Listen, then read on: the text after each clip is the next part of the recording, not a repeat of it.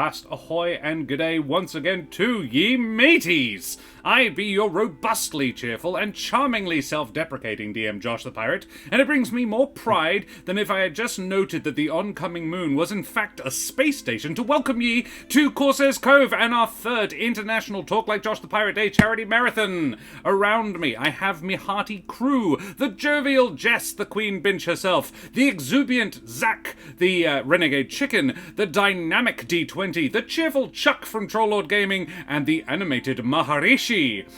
So let's talk about these lovely folks. First of all, I do need to say thank you very much for the hype train, you bloody champions. Crispin Crunch gifted a sub to Shanahas, lucky bean. Guys, thank you so much. We're absolutely off to a flying start. I hecking love it. You're all champions. You're all great in my book. Right. D20, who the absolute heck are you? Josh, that's a long, confusing story. Probably one we don't have the 15 hours to go through, but I do have a slideshow ready to go.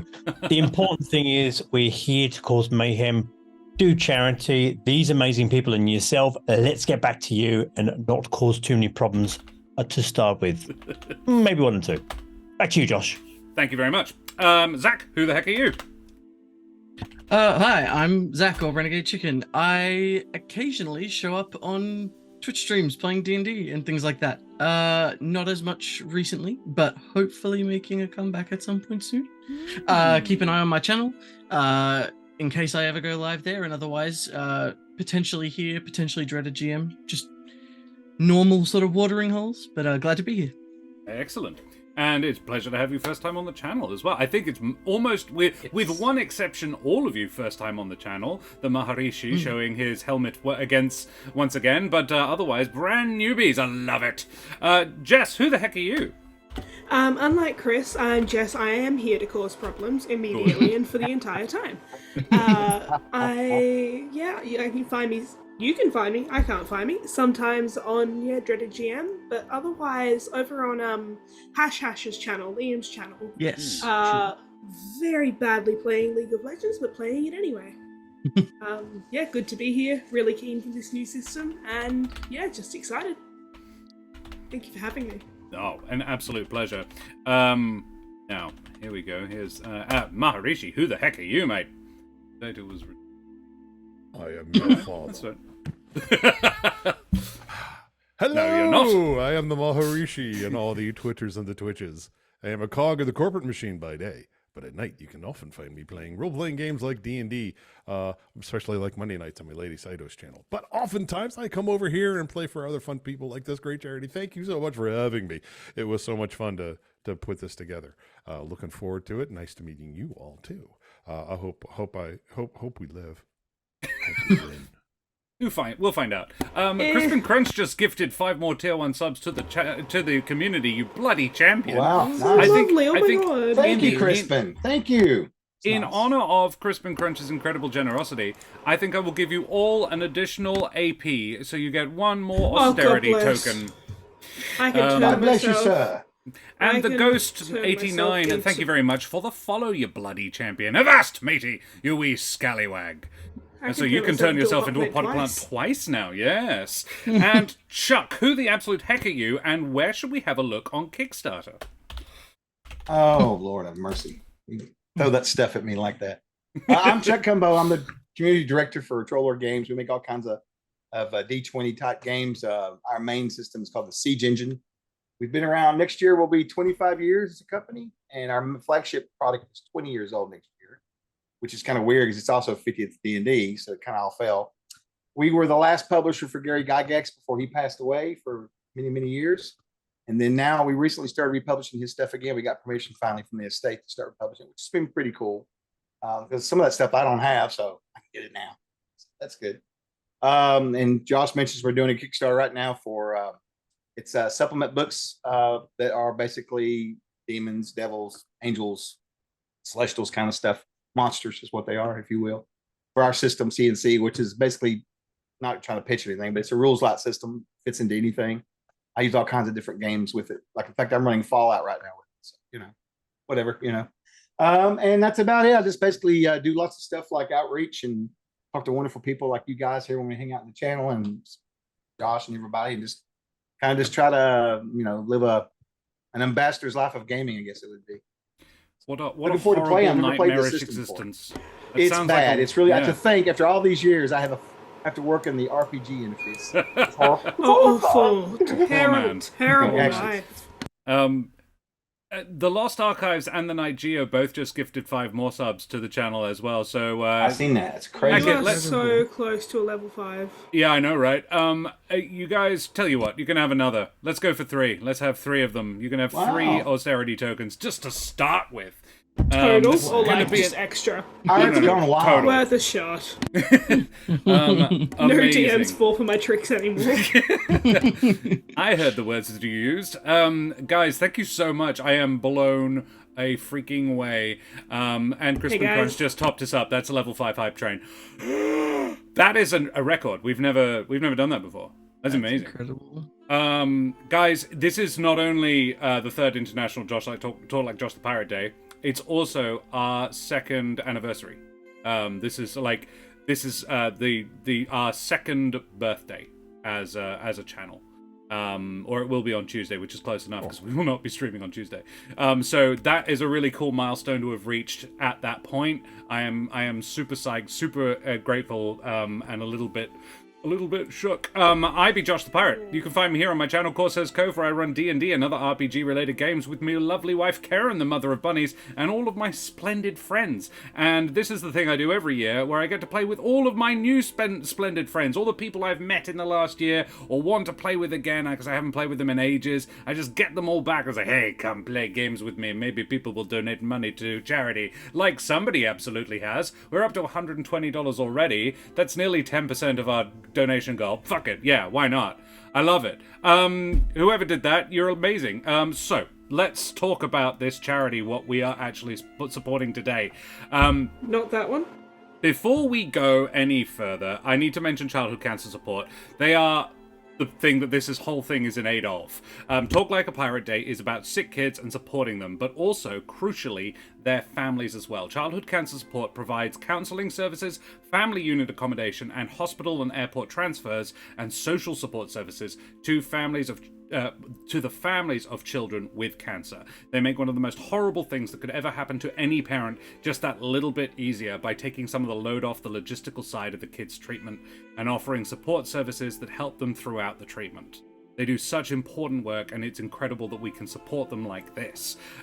We have, toward that, 4 wonderful sponsors, and a whole bunch of awesome people have given up their prizes and their time toward this charity stream today. Wooten Forge, Roll with Advantage, Meeples and Dragons, and Troll Lord Games have all donated to the prize pool, and every 5 Australian dollary dues you donate gets you a chance to win. We have 3 $50 gift cards for Meeples and Dragons online store, a Jarrah Dice Keeper, and 2 Jarrah Adventurous chests, not unlike this one. From Wooten Forge Gaming Accessories, 6 sets of gorgeous dice, including this one, which I will be rolling quite a lot throughout because it's a massive, that is this. That's how big it is. D100 with an Oh, I Eye love of that. Sauron in it. Oh, I actually love that. Check out rollwithadvantage.com for that one, and RWA. They have given us 6 sets of dice, including that one, so that will be given away at the end, unless I steal it. And Troll Lord Games has contributed $150 worth of gift cards to their online store as well, which is incredibly generous. So all up, by my back of the napkin math, around $900 worth of stuff. Which is pretty freaking amazing. So you guys have got to donate a lot, otherwise it's not worth it. So Where do we donate? Asking for a friend. yes, I will put the donation link up. Donations. That right there is the donation link. So guys, yes, if you fancy winning any of those wonderful things, please chuck us a cheeky little donation in there, and puts you in the prize pool to win. And one of my favorite things to do is post those all out and see the Discord messages coming back from all these people going, oh my god, my pretty things have arrived. I must also remind our generous, charitable, and possibly even kindly audience to please like, follow, and subscribe to all the things, you bloody champions. We have all the exclamation mark socials. We have a Discord. the Dis of Chords, and we have a YouTube if you want to check out any of the other previous episodes, including all of the episodes from the last 2 Talk Like Josh the Pirate days, are all up on our YouTube, so you can check all of them out there. And I know that, and this is something new that we haven't done in previous years, we know that some of our lovely viewers may not have the resources to enter the prize draw through a donation, and that is absolutely fine. Please do not impoverish yourself by trying to support other people first. Charity starts at home, guys. So, if you would still like to enter, we would like your very best impression of a Josh the Pirate intro that you can do however your creativity leads you. Post it and tag to us on Instagram. And the finest one, as we judge, will receive another Troll Lord Games voucher as well, because we don't think that the inability to donate should exclude you from the wonderful Troll Lord Games experience. So, there's another success. What the hell happened? Level 5 hype train. Guys, thank you so much. Incredible. All right. That's all the gushing and wonderful and out of the way. And what the hell? We're at 6. Level 6. Who just put $500 in the thing? Yeah, okay, so we're almost halfway to our goal. Fantastic. Last year I was poor. This year I'm not poor, apparently. Absalom Dak, if you did that just then, you bloody champion. That's incredible. If I continue being this discombobulated by all the generosity, we'll never get anything done. So, thank you very much. Absolute legend.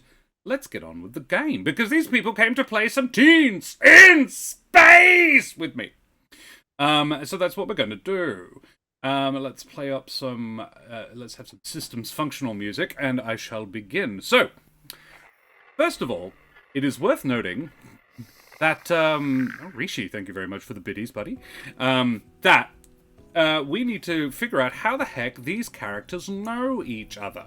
That is, I think, the very first thing. So we have Missing Point, Arthur, Briar, Boris, and Scott. Let's start with Missing Point. Missing Point, who are you? What do you look like? Where are you from? Tell me about yourself. Missing Point. Well, all our Australian viewers need to know is this is a bin chicken. Excellent. Right? For anyone that doesn't know what a bin chicken is, suck it and type in the word ibis. It is a large, graceful bird that soars above the skies of Australia, seeking out bins around there. However, in this particular heroic case, is a bird-like being that wasn't able to fly and now is. Space, disguise, the soaring elements, it's all important to Missing Point, who is excruciatingly pedantic about a whole bunch of things and has a number of accents which no one can quite pin down, especially me, as I try to attempt to keep one going and fail abysmally throughout this one. So suck it. You could always just donate more and have me muted for the entire venture, and I can just wave at Josh to do that. I love it. I am up for that. I'm up for it too. I can sign language as poorly as the rest of us. So, again, charity donation, folks. However, more importantly, he takes on any challenge. Do not call Missing Point chicken, because he will take up the most stupid pieces and stupid challenges ever. And that's why he's the flyboy of this group. Flybird. Flybird, exactly. Yeah, we have had no fewer than 7 donations so far, and everybody who has is a bloody champion. So, Missing Point. In the traditional Teens in Space thing, there is a getting to know you chart, where you roll either a positive or a negative to see a positive question or a negative question about one of the other characters that you have to answer, that you then both have to role play. So it becomes canon for the pair of you. However, I love this idea so much that I now do it for basically every game I run, and I have written my own list. Based heavily on the Teens in Space one, but it's longer. There is 50 options instead of 40, and there's a mixture of good and bad. You don't just get to pick, I want to answer a baddie or a goodie. So I'm going to roll the D100 and half the number. And Missing Point, who would you like to answer a question about? DM, I'm going to ask the chat to pick Hell yeah. for me because I just cheat frequently. So, Fair. chat, if you could pick one of the other wonderful player characters on this group for me to probably have Exclamation mark roll space 5 in chat and we'll go around the screen. A 4. Lorite rolled a 4. That's the Maharishi. Boris. Deetwenty will be answering a question about Boris. And we rolled a 13. Halved to 6. Number 6. What would losing this person mean to you? So, I suppose before we find out the answer to this, who and what is Boris? Boris, Boris the Spider comes from, well, he is a solitarian, which means they're very, very serious. Everything is utmost important right now. That's why Boris is the engineer, because if ship don't go, we don't go. If FTL don't work, we don't FTL. That's as simple as that. And so there's always there's no joking. Boris no joke, because life is no joke. Life is serious. Life is tough. Life is hard. And if you get through it, then you win, and that is the important thing, to win. So and I don't care what my dad said. I am a good engineer. I am going to make it in this world. He and his peat farm can go fuck it, and that's how that's how we say that. I trust this man with my life. Yeah. So, what Very would clear. losing Boris mean to you, Missing Point? Look, no engineer, no go-go. That's true. So, Practicality. quite a lot. Yeah, I love it. All right. Boris, who would you like to answer a question about? Boris would Boris would like to answer a question about Briar. Briar. Yeah. Who is Briar? What's it to you? Briar is a Mysterian. She's about 6 feet tall. She is covered in dark red feathers. Her eyes are solid black, and somehow you can still see them roll whenever you speak to her.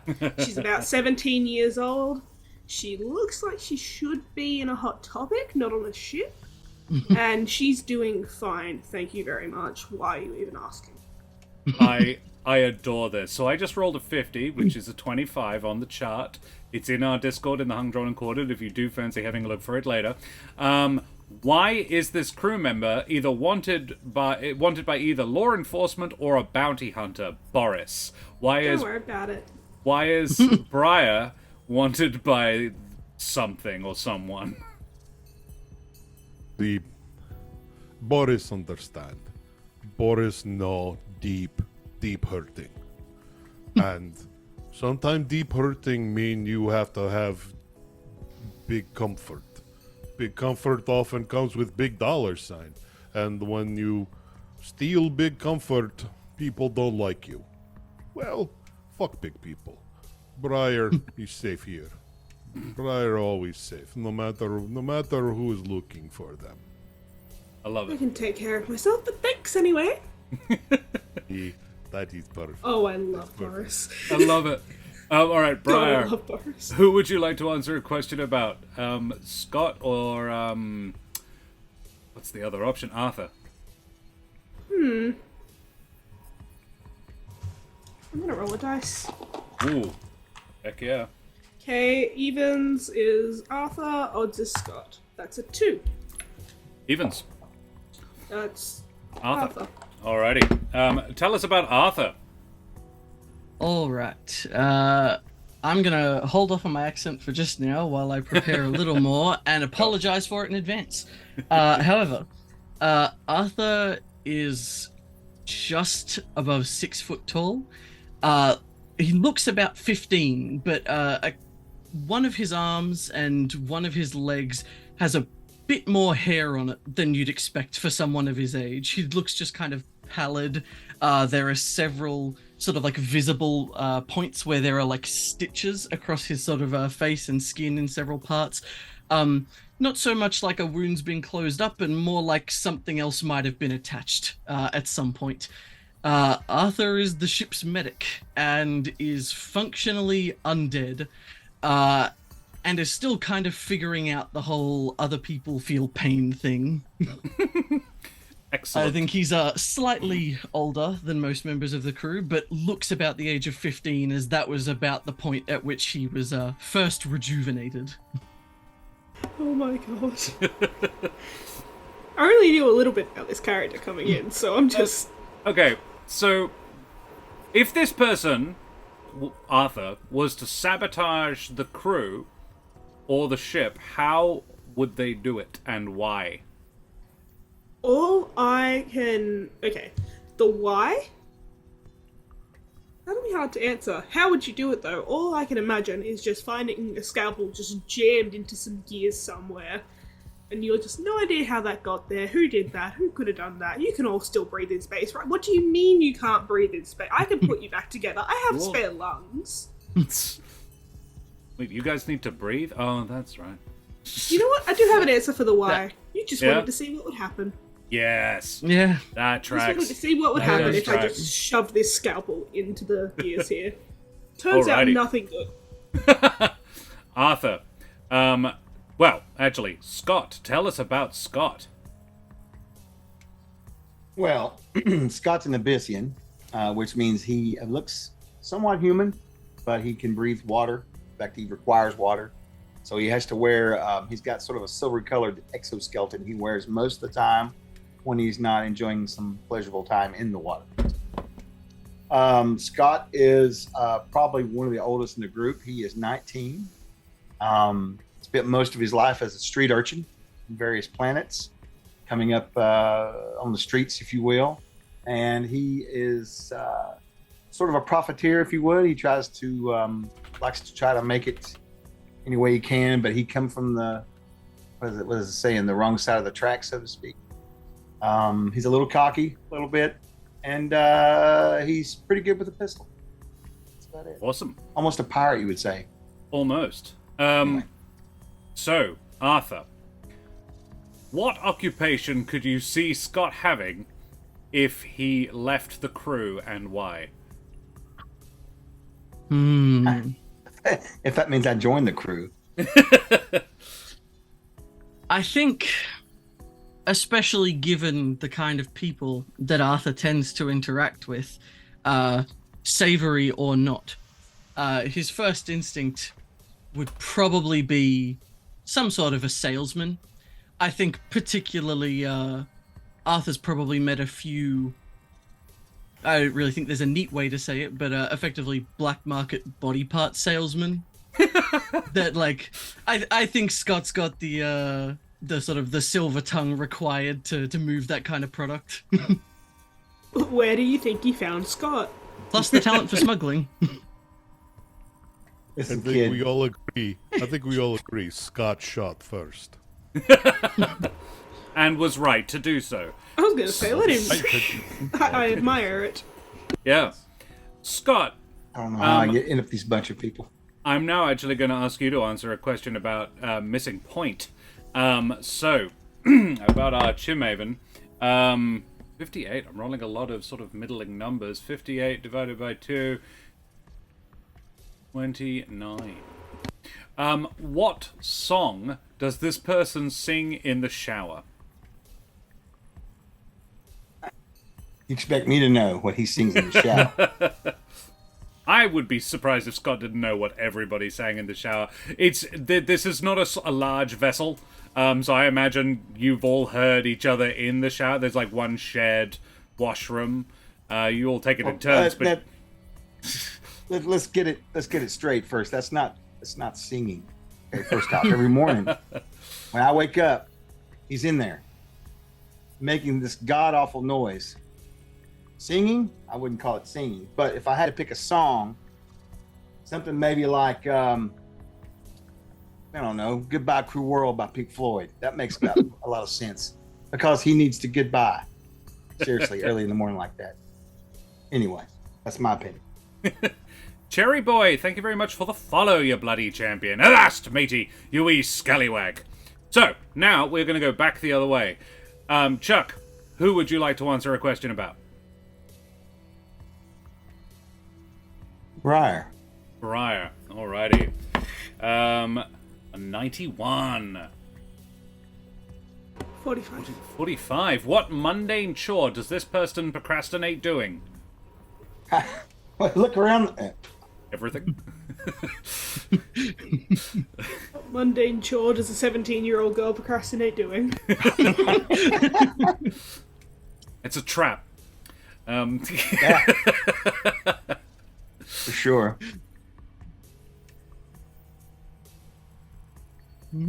Get Wait, lucky. Wait, who's answering? Am I answering a question about... No, Scott is answering a question about Briar. Oh, I'm answering the question. Yeah. I wasn't sure which way we were Yeah. doing. Oh, yeah, I wasn't either. Oh, so I have to ask you Oh, I a question. I apologize, thought you had no. some really clever question. Okay, fine then. What was the question again? What does she procrastinate about doing? What chore or task does she procrastinate about And doing? you want me to ask Does her Briar a question related to that? For her. All right. Briar, I got a question for you. No, as in, you tell us the answer. Oh, And Briar has to play it. can I ask a favor? Please. Yep. When that person that we all can't stand starts singing every No. blessed morning in the morning, would you do me a favor and just throw a shoe down the hallway at him? You know, one of the ones you got laying around everywhere that you can't seem to pick up. Could you do that for me, you think? Maybe he'll get the hint from somebody else. Or clean your room up. One of the two. Okay, I'll throw the shoe. That's what I figured. I love it. Good Cool. kid. And It's real good. at some point during this, you're getting just blocked side of your head. You're not even in the shower. You haven't been singing. Oh, that's even better. It just comes flying right in the temple. You're down for the count. Bring it. Briar, who would you like to answer a question about? I'll answer a question about Boris. 17. Hello. What are you sure this person is hiding from the rest of the crew? A lot of guns. So many guns. He's made them out of anything we can find. Why are we out of spoons, Boris? Where are the forks? Where's the cutlery? Then my spoon made into this week? No, I don't think so. I feel like he's melted it all down. Good night, Don't Ellie need B. to melt, you just- It's need a to melt lot of weapons. Lots of guns. I love He it. thinks he's hiding them. Right. They're just like out in the open. They're Yeah. they're in He's a hiding them plant. by putting you them in know, all of his you know. pockets. A spoon of pult. They're hidden in his pockets. Well, look what I made. I just show them off too. Look, Yeah. look this cool thing. Watch this cool thing. Hey, what'd you make that out of? Small Never been on grenade. a ship in 3 weeks. His left pocket's filled with rubber bands and Like- popsicle sticks. Yeah. Yeah. Boris, I call who this would the MacGyver. who would you like to answer a question about? I would like to answer a question about who hasn't? Missing point. Missing point. Alrighty. The question is number 16. Halved is 8. Why do you owe this person a debt that you cannot repay?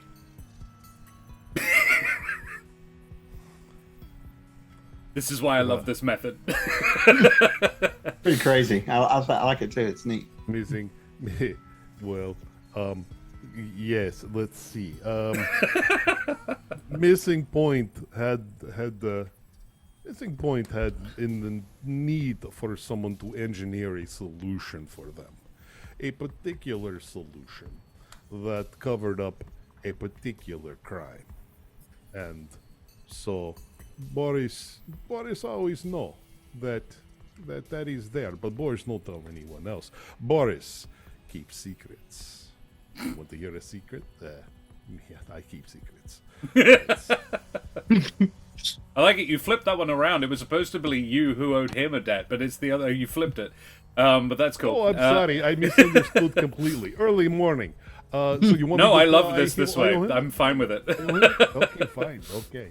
Well, Boris we both keeps owe each secrets. other Do you want debts. to know a secret? Yeah. I think I think the way we play this is that that lets Deetwenty have a similar debt over on Boris, so it's a mutual thing.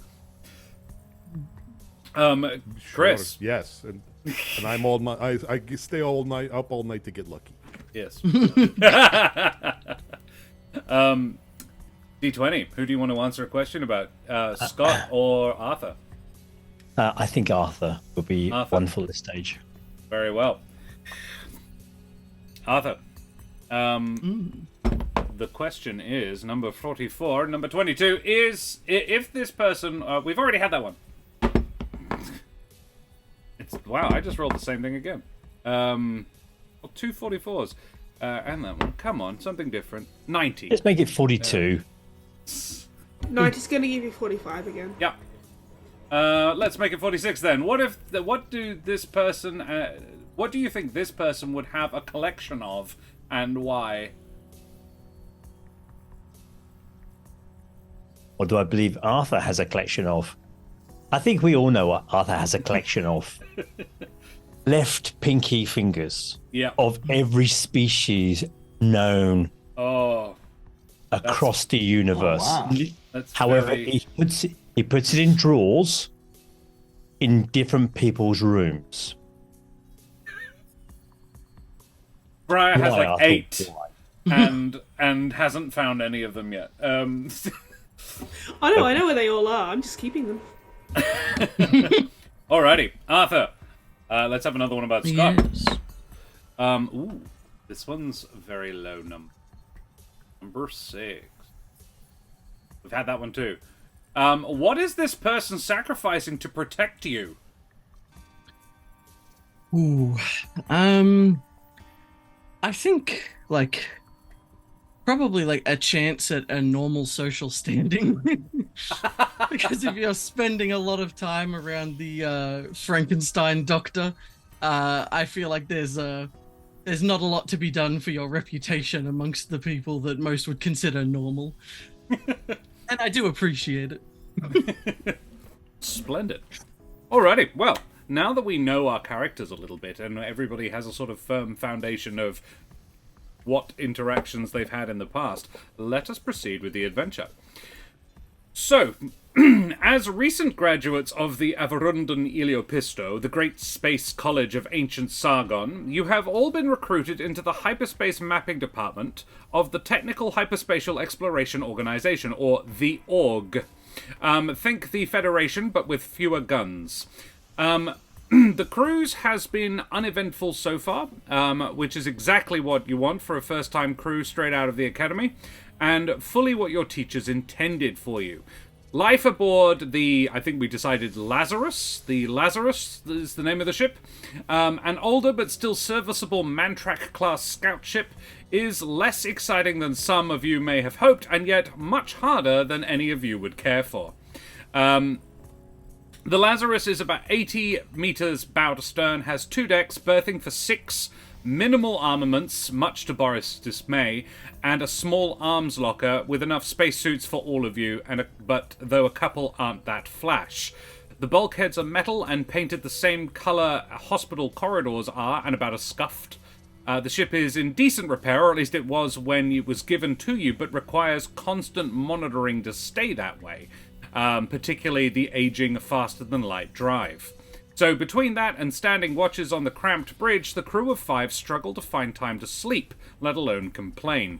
It does have a couple of creature comforts, however, a well-stocked pantry, a top-of-the-line medbay, and a zero-gravity swimming pool / water tank. So, first of all, what would you be doing on a normal scouting, mapping cruise? What are your roles aboard this ship, everybody? Jump in. Who goes first? Arthur. I mean, I'll jump in then. Yeah. I think as the medic, if everything's going to plan, Arthur doesn't have much of a job.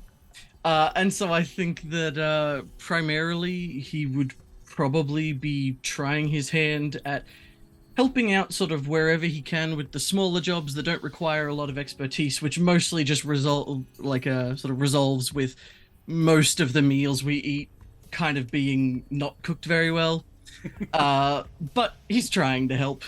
He's definitely he's an expert at what he does, but that's about it. Very well. Love it. And of course, yeah, everybody has sort of minimal training on bridge handling and that sort of thing, so everybody can do most things to a basic degree, because there aren't enough of you to crew the ship full time. All right, how about Scott? What would Scott be doing? Well, you said this is a cruise, right? Pleasure cruise, more or less. So probably at this point in time, my most important role would be to see that I secure some opportunities for the group for funding in case we need money. So I'll probably be either A, trying to locate where the gambling is, or B, trying to make sure there is some gambling going. Sort of, making contacts, trying to make a little extra money for myself or for the group, and that kind of thing. So I would like to get involved in said gambling. So Scott runs a Excellent. weekly gambling ring aboard, and the 5 of you are all invited. And whenever you stop off at any planets, Scott is going around checking out any potential opportunities for a little bit of extra cash. Love it. What role does Scott fulfill on board? And the In terms of, entertainment like- director. Right, of course. It's what you need in a crew of 5. Absolutely. I love it. Right. Engineer, pilot, entertainment director, medic, and what is Briar's job? I would like to spend my first adversity token to turn myself into a potted plant so I don't have to do any chores. Wow. So- That's spot on. Briar spends a fair amount of time as a potted plant. And Last week I turned myself into a shoe and held myself at Missing Point's left temple. I'm gonna I will myself at him. I'm gonna go harder on this. I'm gonna say that Briar maybe cultivated large quantities of plants around the ship, so that she can hide very effectively as one of them. I like it. Oh, that's See, beautiful. now you Yeah, I like it. understand. Right. Going to way too much effort to avoid effort. Yeah. So Briar's That's the teenager way. role on board is nothing. Briar's role on board is go on, ask you to do a chore. I dare you. I dare you. Yeah. But the second you need someone to stick up for you or to get in there and start throwing hands, she's in there. So I guess like Master at Arms. Like, no, that's more Boris. More like, I found some of Boris's guns and something bad's going to happen. Okay. Alrighty. I'd say maybe perhaps Briar is more environmental control. All the plants, True. they provide the oxygen, and Not we on know purpose. that Briar's brooding is going to provide more oxygen than anyone else. So that's I love it. Boris, what do you do on duh. board? Well, I told you. Fix Boris things. is engineer. Boris make things go. Boris fix things. Boris always fix things that people break because people are stupid, and that people are always dumb. And yes, but no, Boris do not make guns. No, you saw nothing. You saw nothing. Hey, Terrace. Yes. Yes. Unless Boris come upon his friend the machine, then we have fun. Then Oh my God. Yes. we have we have much fun. We drink Igor. a lot. Yes. Igor. Oh, Igor my and word. Igor. And Missing Point, I probably don't need to ask, but I will anyway. What would you be doing on board other than dodging flying shoes and steering the ship? It was one time. So- who throws a shoe? given the lack of teamwork that's currently in play, I think I've also frozen as well, so I'll fix that in a second, but let's just leave me in that terrified looking position. That's from the shoe. He's absolutely just paralyzed by the shoes as we speak. I think the Missing Point's main bit is to kind of Boris to make those go faster stripes real. So any opportunity, he's just kind of like, oh, this seems to be broken. Can you fix it and make it faster? And I'd like shields and guns, please. Because I'm really going for more, not really a scout ship, more kind of a fighter frigate type approach. They didn't give us enough guns, so we made our own. Yeah, kind of like gaffer tape and kind of sticking potted plants on accelerator buttons, to kind of make us go a little bit faster while staying green at the same time. Very important. Briar, It's all about the environment. Thorns, just saying. Anything a gun if you're brave enough. Yeah. Okay. I love it. So, suddenly there is a distress signal. I don't know who would be on watch, so I'm going to roll for it. It is Arthur is on the bridge at the time a warning light goes off on the main console, and you have received a distress signal from a nearby freighter. They are being attacked. Oh dear. I think definitely. Okay. In that case, I definitely think that is this like a what's the best way to put it? Is this like an opening a channel of communication, or is this more just we've received a ping and we should head towards it? It's a signal. From the signal degradation, you can tell it was sent about 3 hours ago.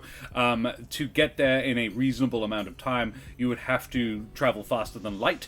So it will require engaging the main engines. But yeah, beyond faster than light communication is sketchy. It's not particularly you can't put a lot of detail in, so it's really you get the name of the ship and that they are under attack. The name is the Albatross. Okay. I think that being the case, Arthur's passably trained with everything up front, but not incredibly, and also doesn't know where Boris is right now.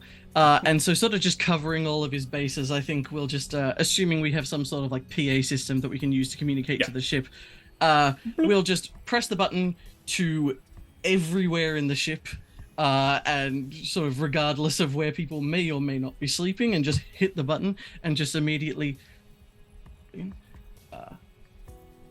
Boris, I think we've got something. Get up here. I told you, it's Boris sleepy time. Do not disturb Boris to sleepy time. We have a faster than light issue.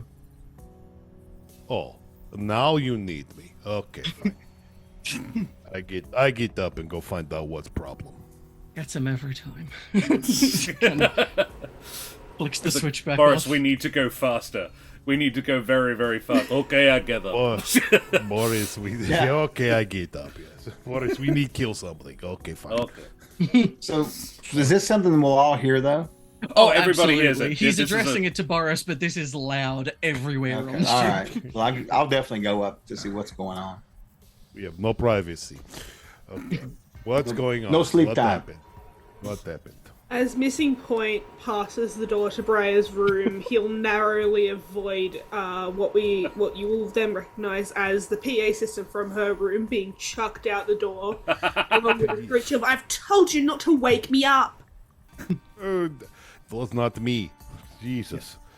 Hold your anger. No. Hey, As you sort of make it up to the No. bridge, I think... Love you too.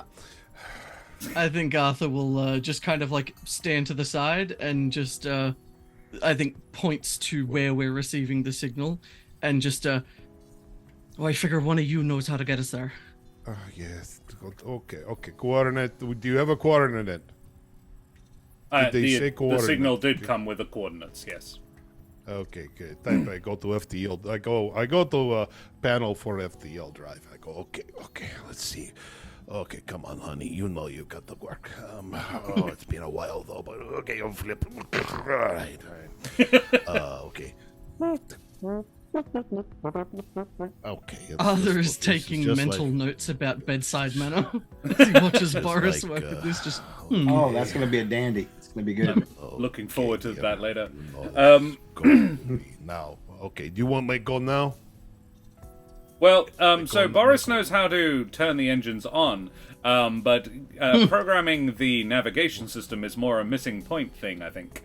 That is just yes, just trying to engage. So It's definitely on. You take a look at it, and it's just in park. No, he just hasn't disengaged the forward inertial dampener. The handbrake. Yes. Why is it making that noise? Because it keeps the parking brake Just on. take the potty plant off the brake, for goodness sake. As Missing Point staggers onto the bridge, looking tousled, his feathers all up one side. I should be so lucky. I should be so lucky. What's the matter? You been all night to get lucky? Is that Let's get this here we go. going. Very I well. think Arthur just sort of like tries to like what is it, as he's sort of standing there, like leans over a little bit, checking the side of Missing Point's head, doesn't see any sort of obvious wound for once, and just kind of makes it quite like and just will go to leave the bridge. Excellent. And it's at this point, Missing Point spreads his wings and we fly. As the little claws come out, pressing the buttons like this. But no one can see it because of the majestic wings. I love it. So I run another game of this. I run an ongoing Teens in Space game in which the pilot is also a Chimaven, played by the wonderful Soteris, and it is chalk and cheese about the way they approach the piloting situation. This is great. So, you head on over to the Albatross. You engage the faster than light drive. So I'm going to throw this over to you guys. What does faster than light travel look like in this universe? Because the others have they've gone the infinite improbability drive from getting from A to B. So they how do you guys do it? shit? That's why I was gonna go there. May I offer a suggestion? Please do. Yo, please. You know how please. when you go to the show or to a carnival and they have those gravitron rides where you just stick to the wall? If Yes. you're not strapped down, get ready. I hate these every time. Just cut to Boris, like upside down, plastered against the wall. All 8 Going legs, green. like Going green. Oh, yeah. Different And then cut to directions. Missing Point, just fine. yeah. I think You look like a mutated Strapped in. compass. I kind of feel like Scott would be okay as well. He just sort of anchors his feet to the floor, and he's cushioned by the water in his suit. That's right. I think particularly if this is being engaged as Arthur is flying off. leaving the cockpit, I think Briar would just hear sort of like a thunk clank thunk clank getting louder and then more distant as he down the corridor and slams against the wall at the back of the ship.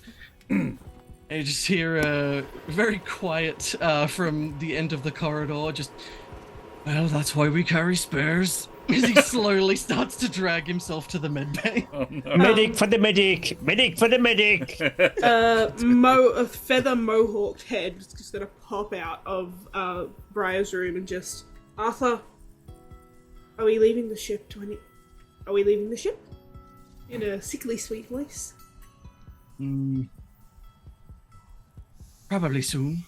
Excellent. And she's gonna make her way down to the spacesuits and try to get the nicest looking one. Nice. And Okay.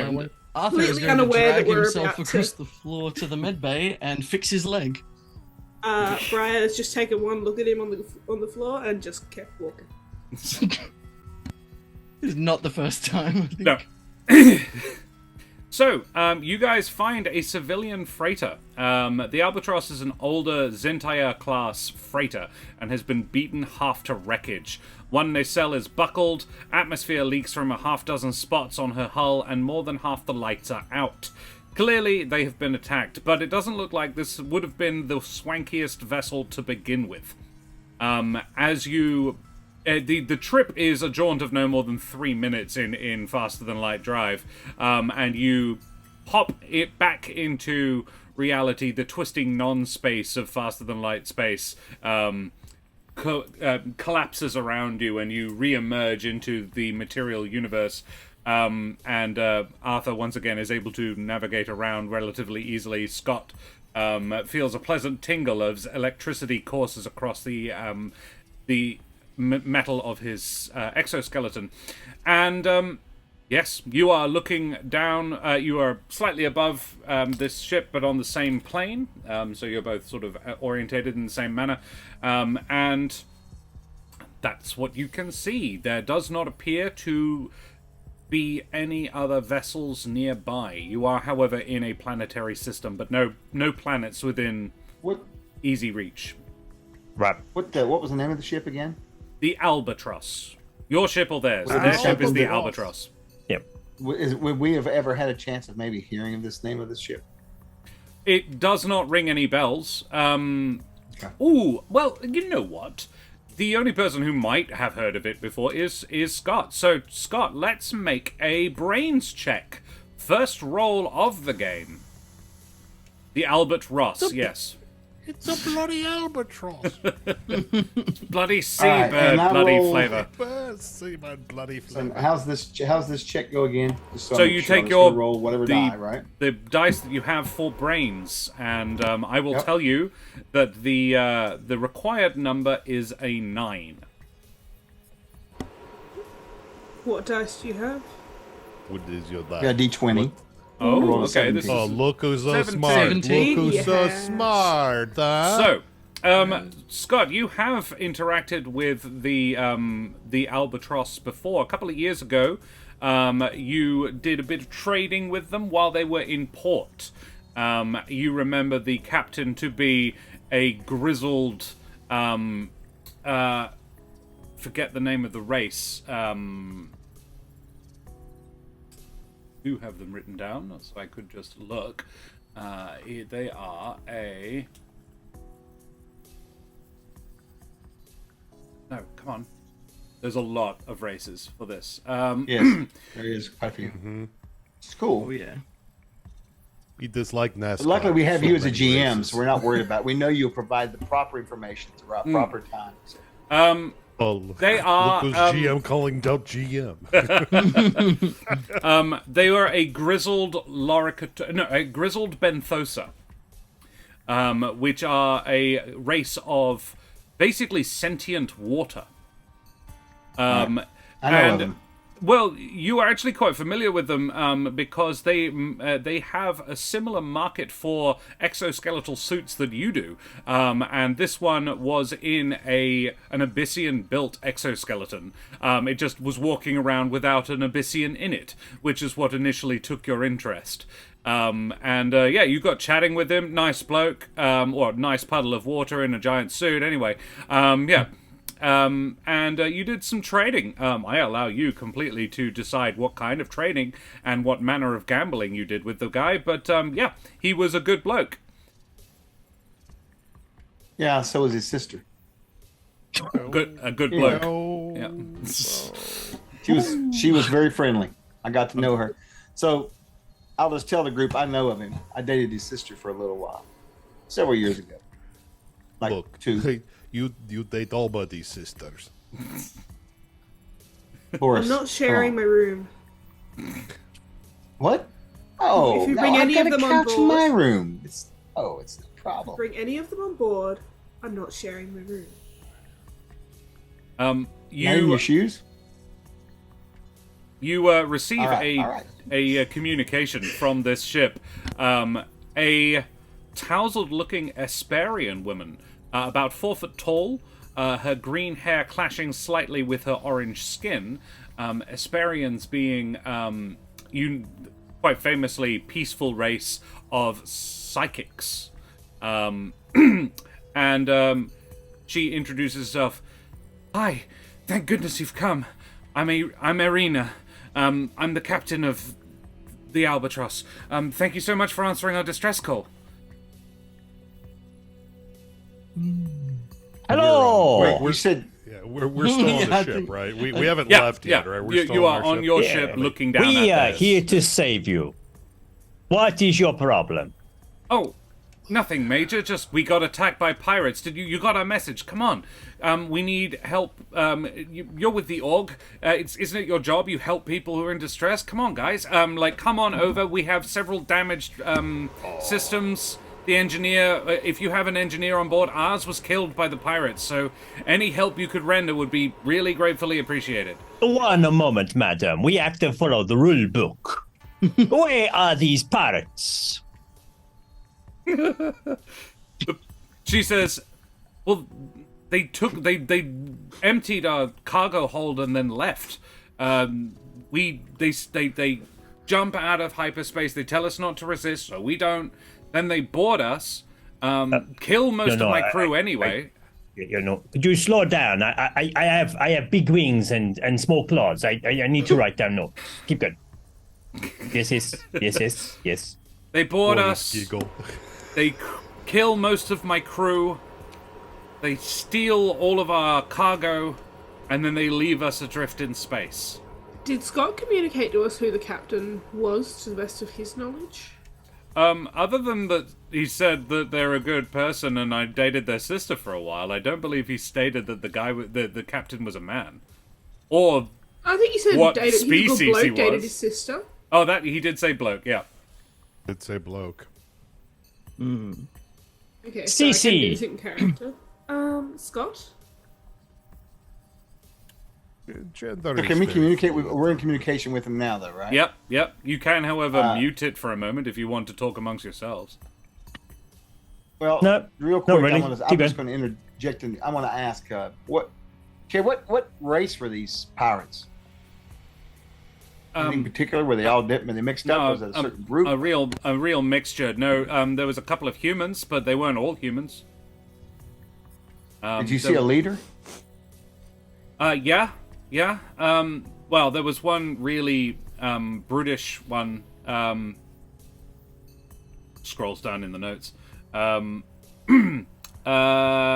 was one really brutish Calcian, which you guys would know of as they are extinct, and they are sort of the reincarnated sentiences of robotic bodies.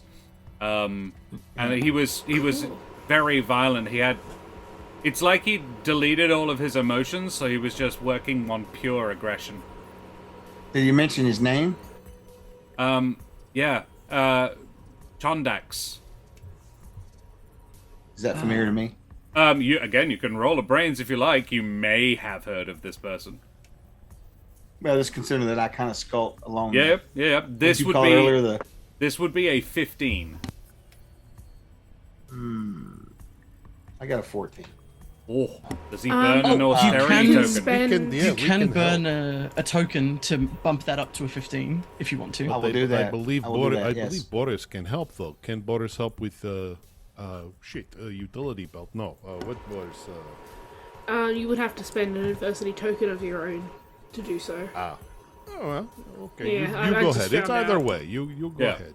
I looked at mine. I'll spend one because I think this is important to know who if I know this person or not. John, because that's It's early game. sounds Go terrifying. ahead. Yes. You Outside have- the game, it's terrifying. Yeah. You have heard of a Calcian pirate named Chondax in your travels, though the last you heard, they were not the one in charge of the group they were running with. It was a second-in-command situation, so either Chondax has secured themselves a promotion, either happily or otherwise, or some other shenanigans have gone on here. But yeah, it does check out to a degree with what you know. So I will to mute the conversation for a minute and warn the party of what I know of this individual of the ship, and also I will go ahead and talk about the captain of the ship, and I will also explain what I've heard about this pirate leader. And now, evidently, at some point there must have been some sort of coup or a rearrangement of such or something, and they're quite dangerous. Or at least he is. Mind if I talk to her? Press the off mute button. I think you should. I think, just as that's being done, as we go to unmute, I think Arthur, having finally dragged himself up to the cockpit with his new leg kind of stiffly dragging behind him, exactly like just sort of stuck out straight, kind of like hobbling up. If I can get up to the window at the front, I think both of his eyes will kind of just go wall-eyed for a second and start kind of rotating around. I'd like to burn 1 token to use my intuitive improvement to ask the DM a question about my surroundings or an NPC, etc., and the DM has to answer honestly. Ooh. Okay. Looking down at this ship and trying to take in as much detail as I can. You mentioned that there were like a bunch of what's the word I was looking for here? Like atmospheric leaks where holes had been punched through the ship. Would I be able to tell whether there's still enough of the ship intact that there could feasibly be people just existing in there without having to have spacesuits on, or sort of sort of tech? Okay, cool. Yeah. No, it's definitely still capable of. They have the pirates left the life support systems intact. But it's not capable of movement. It's probably not capable of long range communication, and any weapons that the ship may have had are long since gone. Gotcha. It is clear Makes that sense. it was from looking at this, from burning that token. I will give you. This was definitely certainly the pirate attack the ship element of this is 100% true. This ship has clearly been attacked by something. Yeah. And it is entirely feasible that the few remaining crew on board are managing to eke out existence with what remains of the onboard life support. Right. It may not hold out forever, given how badly damaged the ship is, but it could be salvaged. The ship could be repaired. Yeah, I think then as they go to unmute, he'll just sort of turn around to the rest of the crew and just shrug a little and just... Hard to say exactly, but I can't imagine they'll last much longer in there. You know, asphyxiation's bound to kick in sooner or later. Yeah, spell. There's probably not any good loot either. They probably took all the loot. There's probably I'd nothing really imagine. useful for us. Pirates tend to. Yeah. When you look around, Boris isn't there anymore, and Boris has already gone down to his space, his room, and is not just he's loading up all of his weapons secretly into copious pockets and overcoat, Right. and Big also backpack. he's packing up the tools Cargo he needs in pants. order to take care of any. But there's guns and bombs in the toolbox. There's just everything just chock-a-block full of ammunition, but also tools in order to fix things. I just want to be clear about Boris. He's a spider, right? Oh no, Okay. Boris the Spider is just name I chose. Oh, right. Boris Because is all of your solemn- descriptions, I've had a large spider in my head. Well, it's okay. It's Solemnian. It's very, we already went over that over Discord, but the blue, very blue. Yeah. Double D, double da, Yeah, double yeah. D, double da. And so, very serious. Okay. Very serious. Yes. That very and when much changes shoots- my mental image. I don't know if I'll actually deliberately alter it back. I really did enjoy. I could change What was name. your race The- again? DM, I could change name. Oh, it's all good, Solemnian. mate. Solemnian. Solemnian. What's his race? Solemnian. Solemnian. Solemnian. Yeah. It is the very serious humanoid. Always Oh, okay, taking all right, notes, all right, taking yeah, notes, just always judging, just very Yeah. much judging. So I just had an take image off of a mute. spider in cargo pants. If a spider what- wore we need to get rid pants, of would that, it yeah. not? So If that's great. what you want, I'll do it. I'll do it. Just all of these things. I'm like, I don't understand, but I love He's like, it. fuck it, we'll do it live. I'm fully imagining one of the shirts that just has like rows of like 4 pockets the Yeah. whole way down. Yeah. Boris, just all pocket. Boris wants to be a spider, so he's drawn spider legs all over Yeah. his body. But Sorry. So the mute comes I'm gonna- off. Mute comes Alright. off. It is okay, Lady Captain. We are coming out to help you. We bring aid and doctors and gambling to your civilization. A few Mwah. questions first, actually. Area, or whatever your name is. So, I've got a friend here. He's telling me that the captain of the Albatross wasn't actually, first of all, a woman. That the captain was actually a big, burly, Benthusa. Right. Yes. Yeah, he retired about 6 months ago. Retired. How so? Yeah. Well, sold the ship to me, retired. Can I roll a check on that? Of You may. any type? Maybe charm? Yes. Charm or brain? I'll allow either. I'm down for charm. That's my Very well. D20. Okay. The Do DC have the a DC -2 is on a it. 9. Cool. I take a -2 on this. It's a 12, so a 10. A 10. Ooh. She is not being 100% honest with you. So Briar's gonna back to mute and well, she's lying. Shields are up. Mon Dieu. No one. The shields go back up. Yeah, just take the fader bar and just run it up, Josh. Yep. It's like that. It goes up like that. Yep. Up from 0 to 1. Shields up only a little bit. And you can see her look confused and then go. They put me on. Like you can see her saying, "Am I on mute? Have they muted me?" Yeah, unmute again. Yep. Now, going to ask again. What happened? You don't just retire and sell a ship and All right, not fine. tell people you know about it. We would have found out. I stole it from him. Like a pirate? No, not like a pirate. I've had it for 6 months. He. Pirates have been around for longer than 6 months. Yeah, but the pirates that shot me today haven't. You've been shot? Yes, as in my ship has been shot. Oh, okay. He.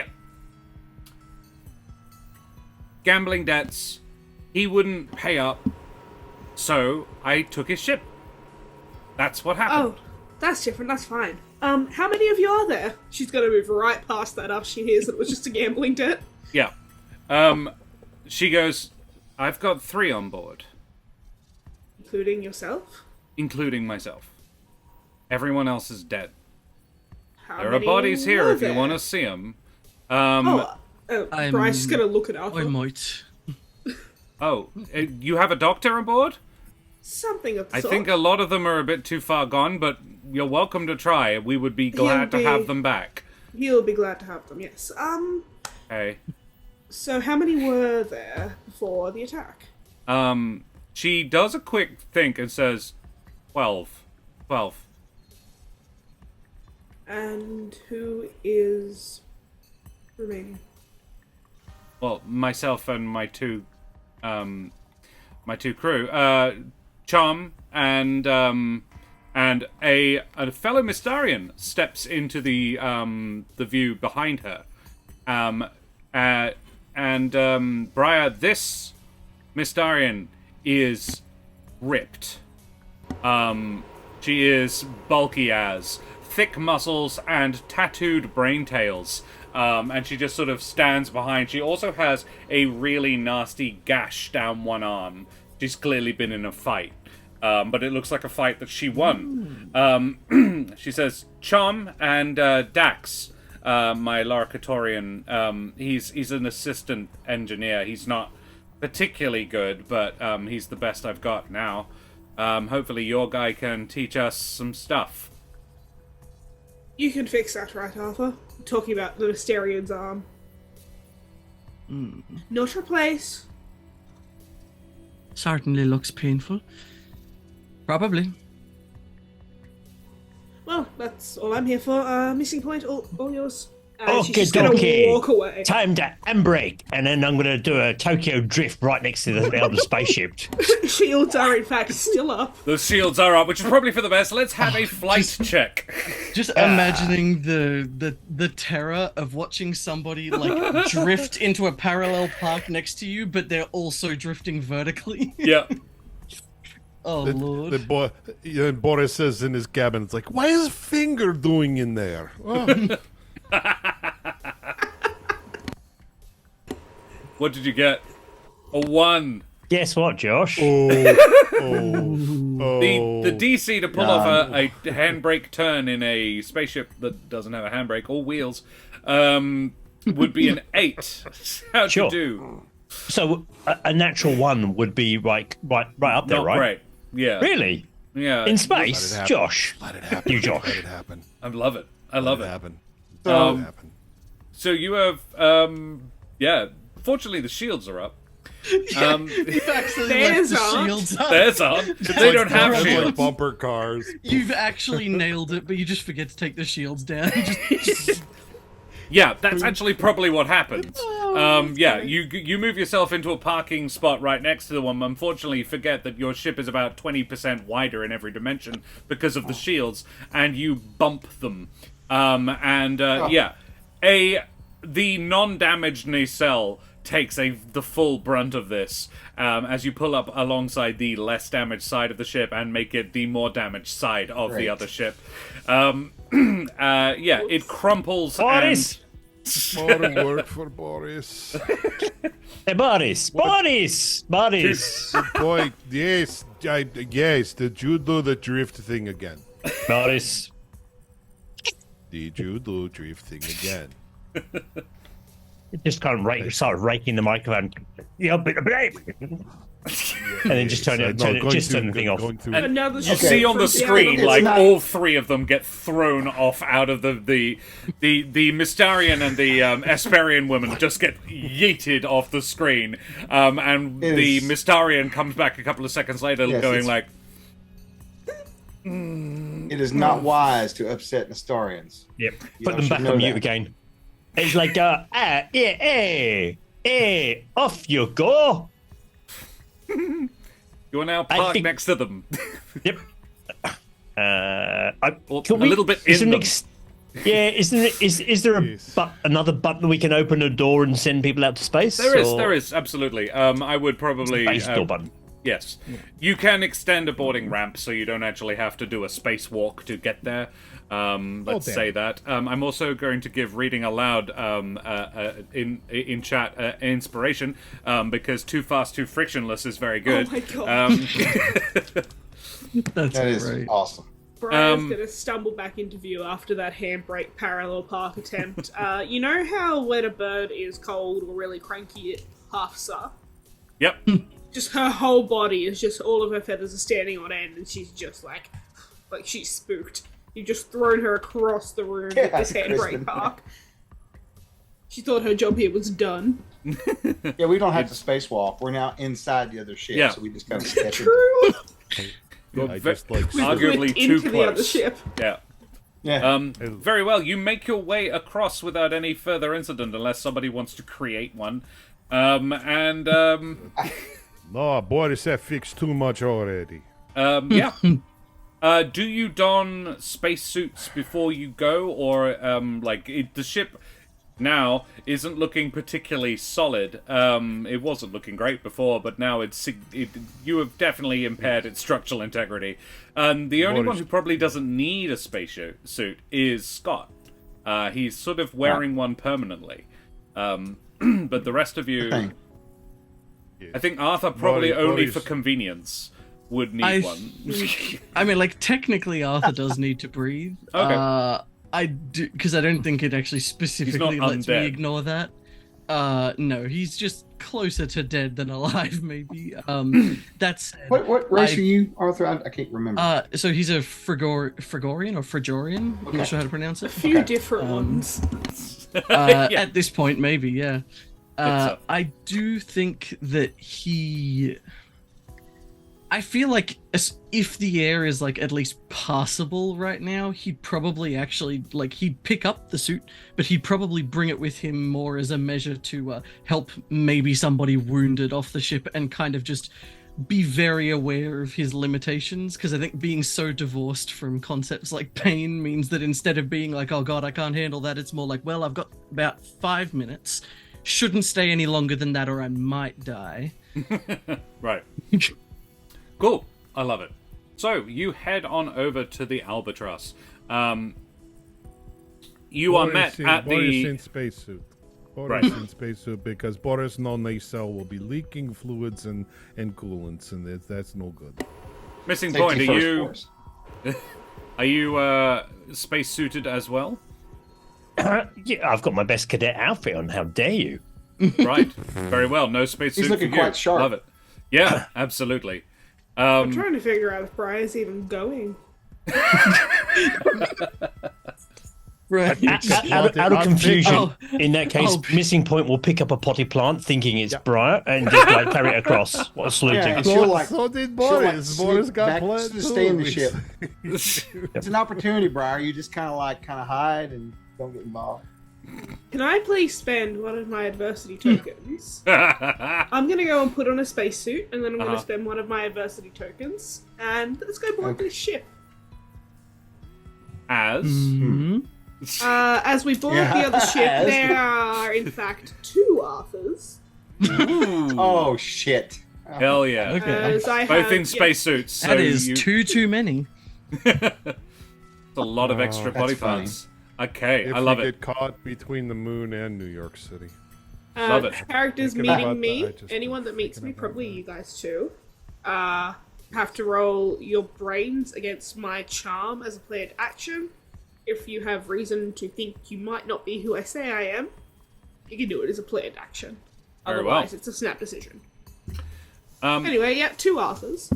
Cool. 2 Arthurs, a Missing Point, a Boris, and a Scott board this vessel. It's not great inside. It looks like someone did a hatchet job on repairing it at some point relatively recently, but not today. It is like someone took 3 different Zintia class freighters and Frankenstein them together, Arthured them together in a way to make one brand new one. Yeah, it is. So yeah, it is a very botched job. It's an interesting ship. It appears to work, or at least until recently worked. Yeah, you were met at the hatch by a Loricatorian with a violent pink mohawk, which can be seen adorning its, which can't be natural, adorning its reptilian skull. Clad in a powerful but damaged-looking mech suit, it sees you and says, "Hello, you come. Meet Captain, please. Hello! We come to save you. We glad. Please less saving next time. I need fix after saving.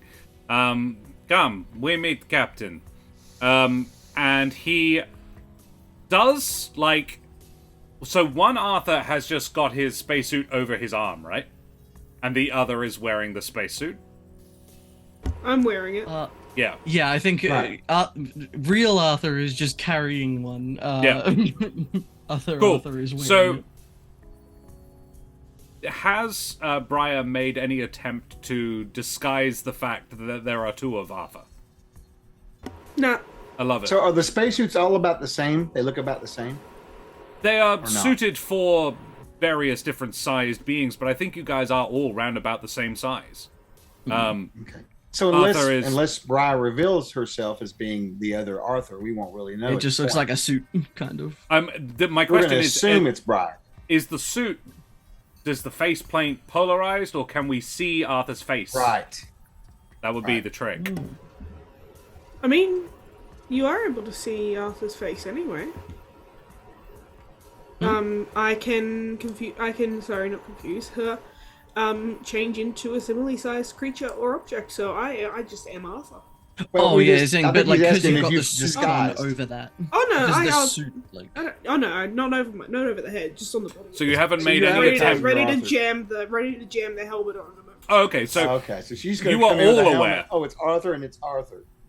yeah. and I- one. So you guys But will who's probably know that one of them is Briar, but you don't know which. Right. And That's great. And When have you to beat arrive- a 15 charm check to figure it out.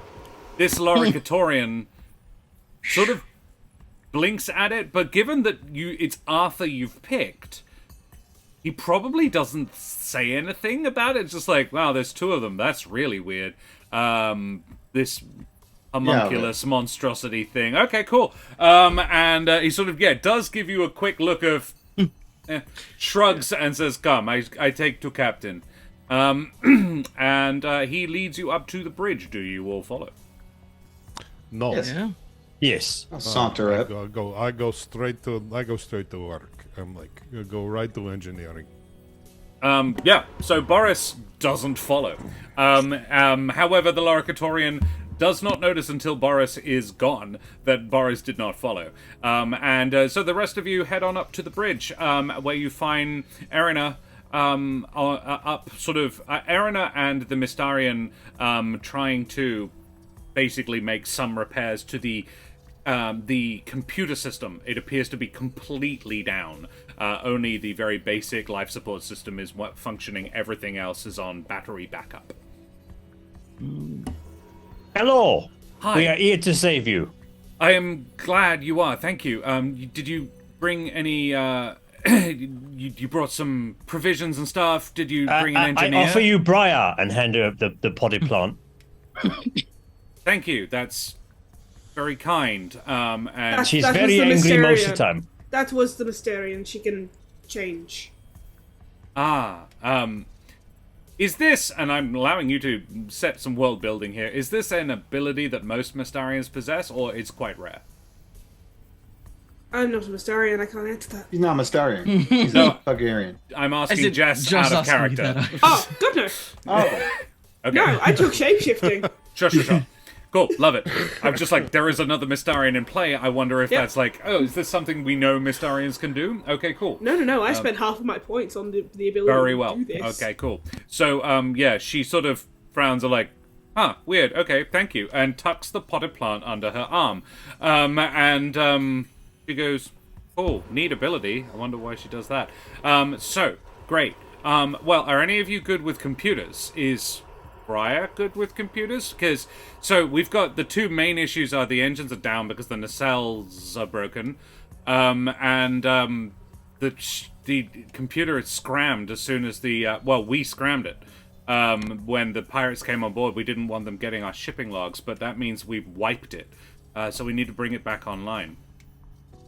And our computer specialist is one of the people they killed. So on the way there, you did notice several bodies in the hallways. There was clearly a running battle. so I took an ability for computers, Oh, sure. but it's not what I thought it was. So I'm gonna have to get rid of it. I thought it was hacking computers, but it's hacking people, Oh. and it's not. That wouldn't be sort of his thing. Yeah. Well, so- let's say it's the Is other there- thing and call it the same, and you are good at computers. Sure. Okay. Fair. It is cyberware hacker. Love it. You can make a restore character. So it's basically I get one per level IP. That means, Oh, sure. Yeah. Or you Cool. can do whatever you want. So it is. So I get sort of like a computer check, I guess, right? Yeah, absolutely. It would be a brains check, but you would be good at it, so I would take your abilities into consideration when I set the DC. Yeah. Yeah, cool. So I'll So she's offer to like, help. excellent. She's like, so, hi, what's your name? Come on down. You can call me Scott. What's your name again? I'm Erina, Scott. Nice to meet you. Yes. Aaron. Like the suit. Very, yeah. I've met a couple of Abyssins before, and, yeah, you've always been very handy people. Thank you so much for coming to help us. That's so- no problem. If you have a medic on board, my Mystarian Sure do. friend here, Chom, Not really. I mean, yes, we do. too. I had some and- spare parts. Chom, We have two medics actually. Seems you have Cookie as well. Chom's like, yeah, I got caught up in the fighting, managed to get the one that did it though, and pokes a particularly, like, one of them, it's an insectoid who is leaking a nasty green ichor, and it's very clearly dead. And she's like, serves him right. But if you can, I'll show you to our med bay, maybe? Certainly, we've got our own, but if you'd be more comfortable. Oh, How are you I'll with happily pain? go to your ship. This one smells. All right. And I'll just sort of like start leading them back to the ship and just. So, how are you with pain? Reasonable. Alright. Walking directly I can work with behind, reasonable. Walking directly behind the real Arthur, Briar still Arthur, has looped her elbows underneath like the armpits of just the closest dead body, and it's just dragging it back. Okay. The strange part is Arthur is like fully just confused as to why this is happening, but also I'm not gonna lie, This the roll dude with is it. doing pretty much everything that I think Arthur would have thought to do in this situation, and so he's like, as far as Is I'm Arthur concerned, I don't also need to dragging make a it- body? Or No, he's just leading this other person because Okay. he's made that mistake before. But I do think that he's like seeing that a body is being dragged. He's like, well, I was running low on a few things. It's kind of I'm gonna practice legal medicine. Cool. So, yeah, Laura, could you roll me 1d9 in chat? This is something I don't think I've ever asked for before. And I am thinking of a number between 1 and 9, because there's one particular thing that it could be, and it's relevant. Got a 9. All right, you grab the body of a... don't know how you do that. Another, a Chimexian. A second insect. In fact, no, you grab the leaking insect on the bridge. Yeah. As she indicates it, and you're like, oh, have that one then. And she clearly isn't fussed about it. We'll have this one. And you start dragging the Chimexian back aboard your vessel whilst taking Chom over with you. I'm literally just gonna dump it just inside the door, like and then just walk back. I'm gonna go start a rumor as Arthur. Right. Excellent. So Arthur takes Chom back to his medbay and sees to her wound. Scott and Missing Point are up on the bridge with Briar and Erina. The Laricatorian has gone to look for Boris and found him. Where is Boris? Boris started in main engineering, looking over, see what systems are down, what systems are up, prioritizing, keeping life support up, looking at then the damage to nacelle, and casually just as walking around, placing odd weapon just within reach in other places, so things can be, if one retreats to behind the council, there is blaster gun right there. Love it. We pick you up later. Yes. It's fantastic. So Boris is arming the vessel and also beginning to repair it when the Loricatorian Dax, he was introduced as, comes in. Spotted, he is only about 3 foot tall. However, he is wearing a pretty decent-sized mech suit, making him the same size as everybody else. But he does have quite a small head with a large pink mohawk. And his face is sort of like a gecko. But obviously quite a bit bigger. And he comes in and says, so, I help you, you help me. What we do? We fix? Yes, we do fix. I've got to know you've been in bad fight. It looks like you have your propulsion is all down, but it seems like life support is still up. How much experience you have in fixing things? Look, Erina may have exaggerated my abilities. I mainly break things, but I'm quite good at fixing stuff. But I help you. Okay, so do you know the difference between spanner and sonic screwdriver? Yeah, one's not real. Yeah. Okay, good. The You spanner. pass. All right, Yeah. spanners. Spanners are difficult things. Okay, you go ahead and then just hand me tools when I ask for one, and I go and begin repairing whatever's damaged here before I have to actually crawl through nacelle and look at the FTL and make sure that all is that Cool. good. Is this about to be a situation like when you're trying to help your dad fix something in his car and all you really get to do is hold a torch and get yelled at? Probably. No, what you do is you hold 2 wires, and then he turns power on to see if there's anything there. And if you jump, then he knows there's power there. You're a He's so voltmeter.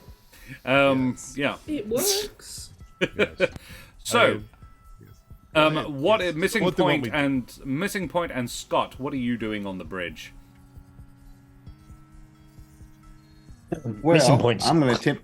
Go on. No, go, Scott. Wait, no, it's okay.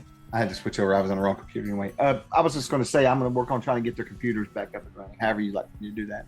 Excellent. Yeah, so you continue working on that with Erina, and this sort of leaves Missing Point a little bit on his lonesome because she is...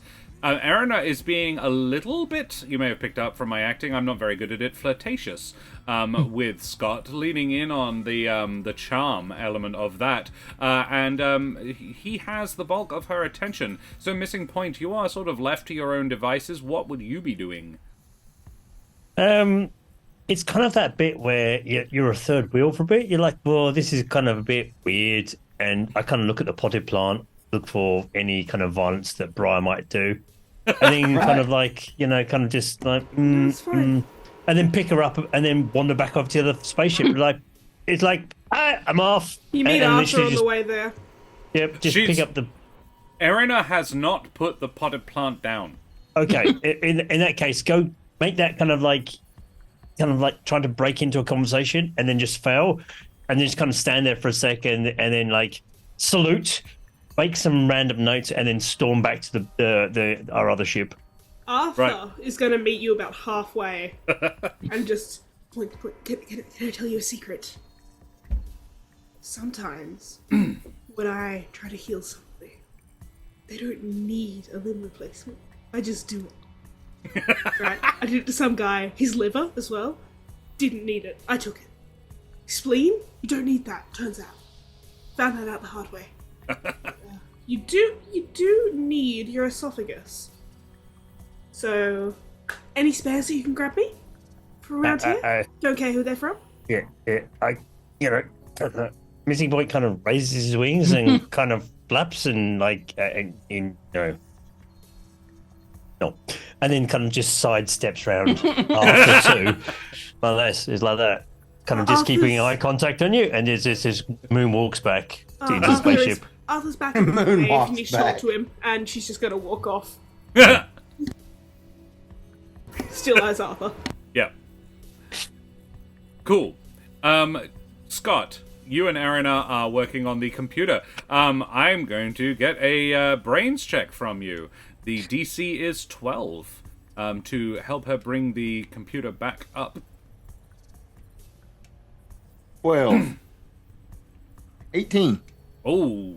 Very good. Nice. Very nice. Having a D20 is nice. It is, yeah. What comes next isn't. So, yeah, you managed to bring the computer back up online, and she goes, oh my goodness. I've been at that for nearly 3 hours, and you do it in under 5 minutes? You talented abyssin, you. Good job. Amazing. With an 18, Scott, the computer was not wiped, as she claimed. There is still quite a bit of information in it. Maybe she didn't do the job properly. Maybe whoever did the job did not do it properly. But yeah, what the problem was, all of the safeties had been engaged, preventing somebody without passcodes from getting into the system. And you have managed to bypass the passcodes. You had to reboot the system. So you are into the main computer now, past the security walls. A question for you. Does it look like someone tried to wipe it like normal, or they tried to wipe it and failed because they were trying to be sneaky? You know what I'm saying? Yes. Does it look like it was something that was handled properly, or like they just did it out of... Your guess would be the second option. Let's see. And I'm going to look over at Ariana, and I'm going to say, who else has access to this computer? Currently, just you and me. I mean, Chum wouldn't know how to utilize it, and I'm not sure I would want Dax or you utilizing it. But now that we've got that up... Oh, well, the ship... my first officer, and points at one of the corpses. My ship's technical engineer, and points at a different corpse, and she goes, well, all the crew have like levels of access. You need them for obviously for running a ship, but the ones who actually had sort of core access, us three. What would I do for some sort of an insight check on this young lady? That would probably be either. I would say that's charm. Okay. So I'm gonna just start talking to her and being real sweet, but I'm going to attempt to see whether or not I think she's lying. Okay, this would be a 9. Oh shit! I gotta drop down. No more 20. No. I was not prepared. Josh, can you let me know when Arthur 2 would walk back into the room after disturbing poor missing point over here? Yeah. Give it a couple 11. of minutes. Thank Yes. God. Oh, yeah. An 11. I'm hot tonight. This is good. Yeah. But no more lower than the D12. Really, we don't want to go any farther. I was like, damn it, he's still good at Actually, charm. my averages Remember get better. as exploding you go down, dice. technically. Exploding I forgot about dice. that. That's right. Yeah. So, That's right. she Okay. is...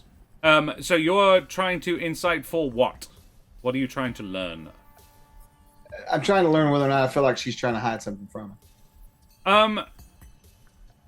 I think the big thing you would be getting from this is she is being quite casual about somebody who has 3 dead friends, like presumably friends or at least colleagues, Right. on the floor around her. When she points to her first mate, so presumably, as somebody who's been in positions of authority yourself, Scott, I imagine, thinks of himself as something of the leader of this crew, even though he's not officially.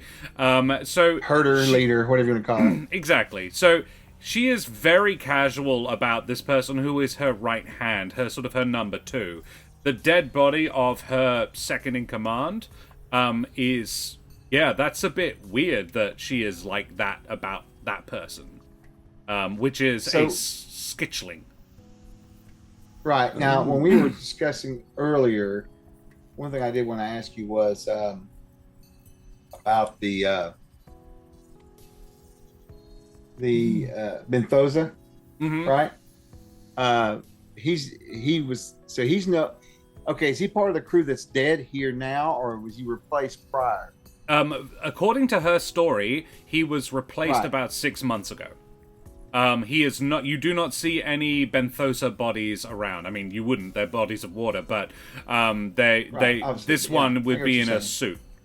So yeah. Right.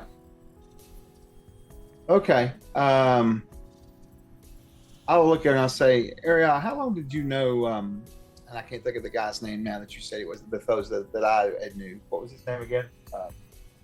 Whatever. I don't actually think I did name him. But yeah.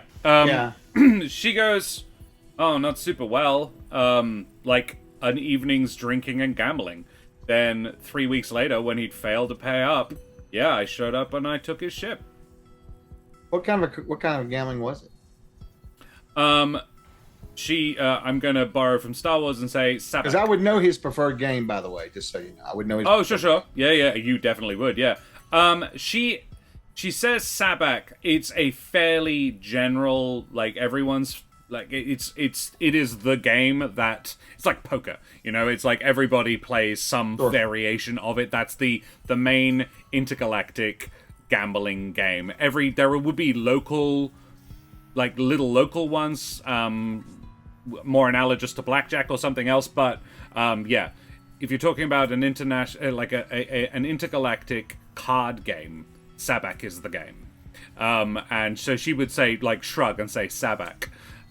You know that the guy was quite fond of Sabak, but he also did favor a traditional Benthosa game, but that doesn't involve cards and only Benthosa can play it. Okay. It's to do with their physical form, so yeah. Right. Okay. So more than likely, her story is going to pretty much be an average wash. There won't be nothing that will stand out as far as. Okay. All right. All right. I'm going to keep that to myself. Yeah, I'm going to keep that to myself then right now for the most part. So I'll move on because I'm going to try to over time in the next little bit is because there's her and there's what, 3 others? 2 others on board, yeah. Right. I'm going to try to question them as well. There's one that's gone back to our ship, and Yes. the other one's with Boris. That's right. And so I will probably head for the one for Boris next. I want to kind of question them. Okay.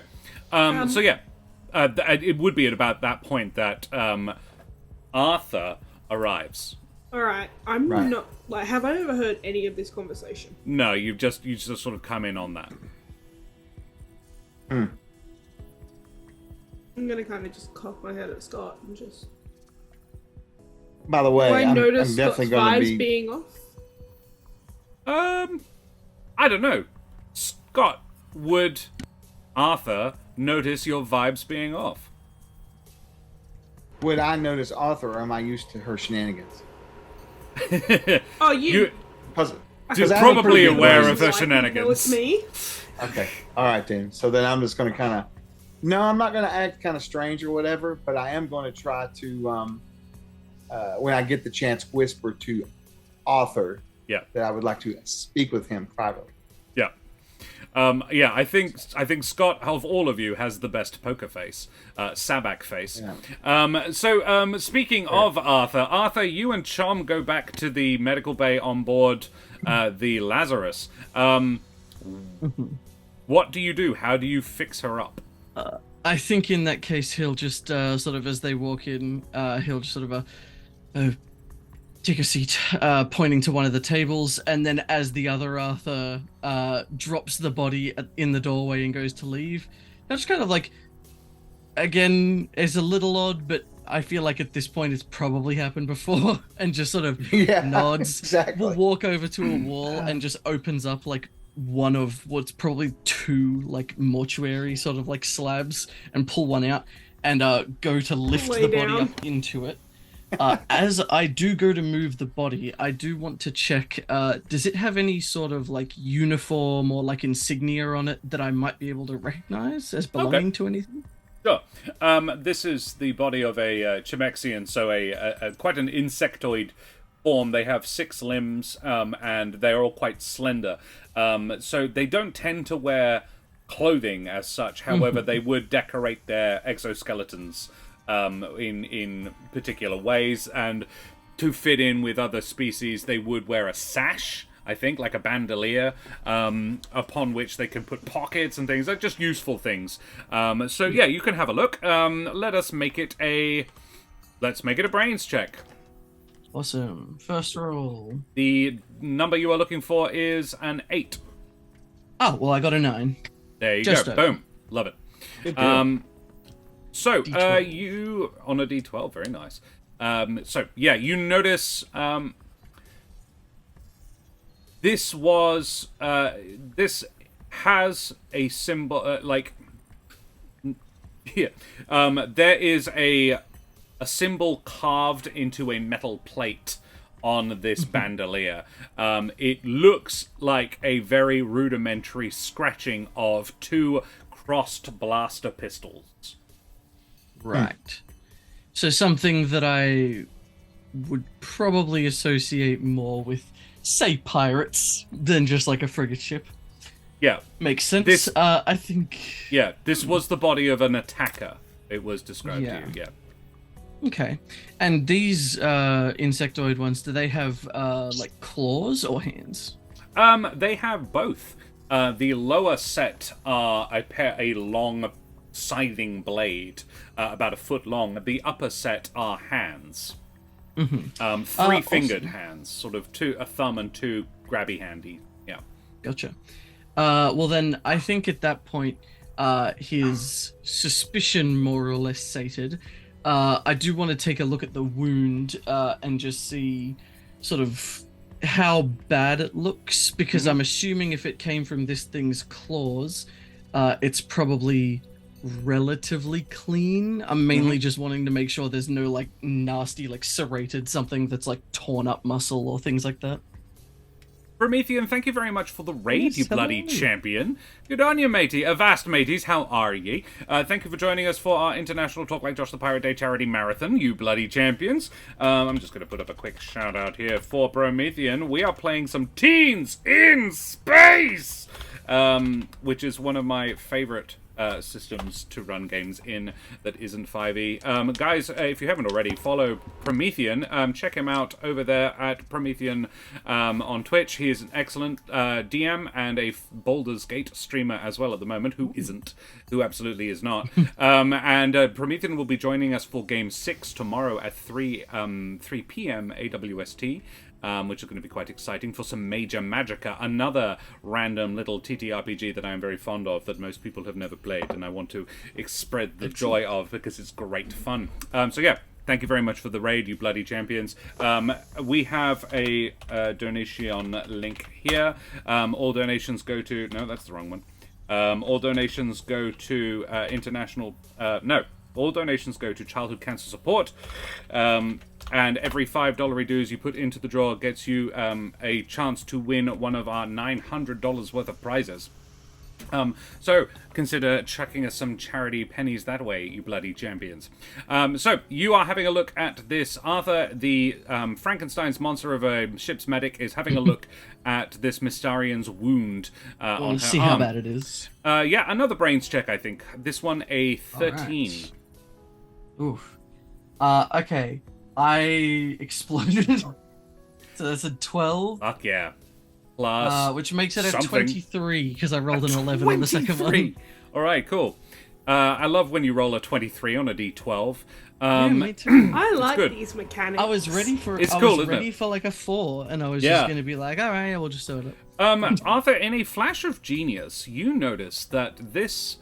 What you had made some assumptions based on what she had said, that she had encountered this creature in a skirmish and disarmed it and killed it. Firstly, you think, wow, that's pretty impressive. You know Chimexians are no slouch in combat, particularly in melee, whereas she's a bulky Mystarian, but she's still a Mystarian. They are not tanky people. They are quite lightweight despite the size.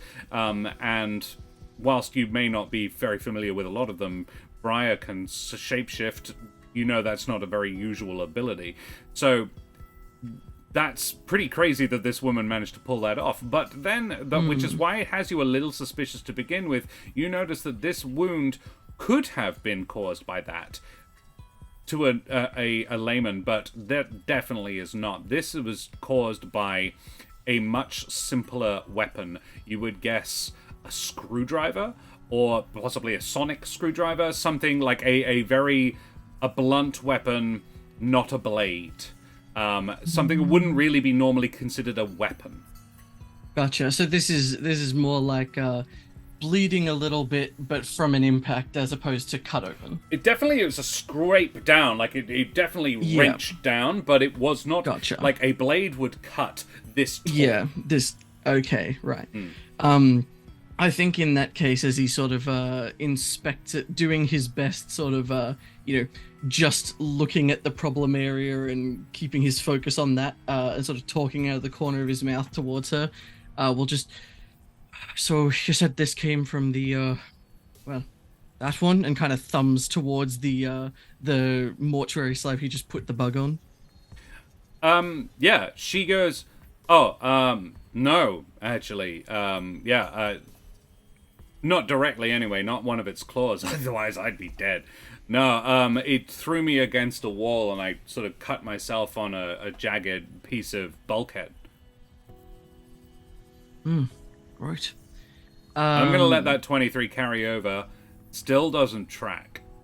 I was going to say, I'm happy to... Okay, in that case, I don't need to burn anything. I was about to.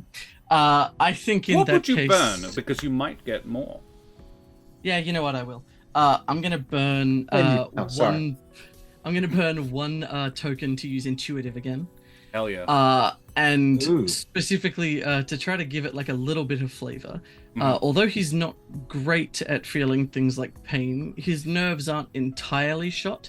And as he's asking this, he's holding her arm to try to like get a look at it, and he's got a finger on her pulse, and he's going to try to feel whether it quickens as she talks to him to see if she's trying to lie to him. Yeah. So this woman, the vibe of her is not a seasoned liar.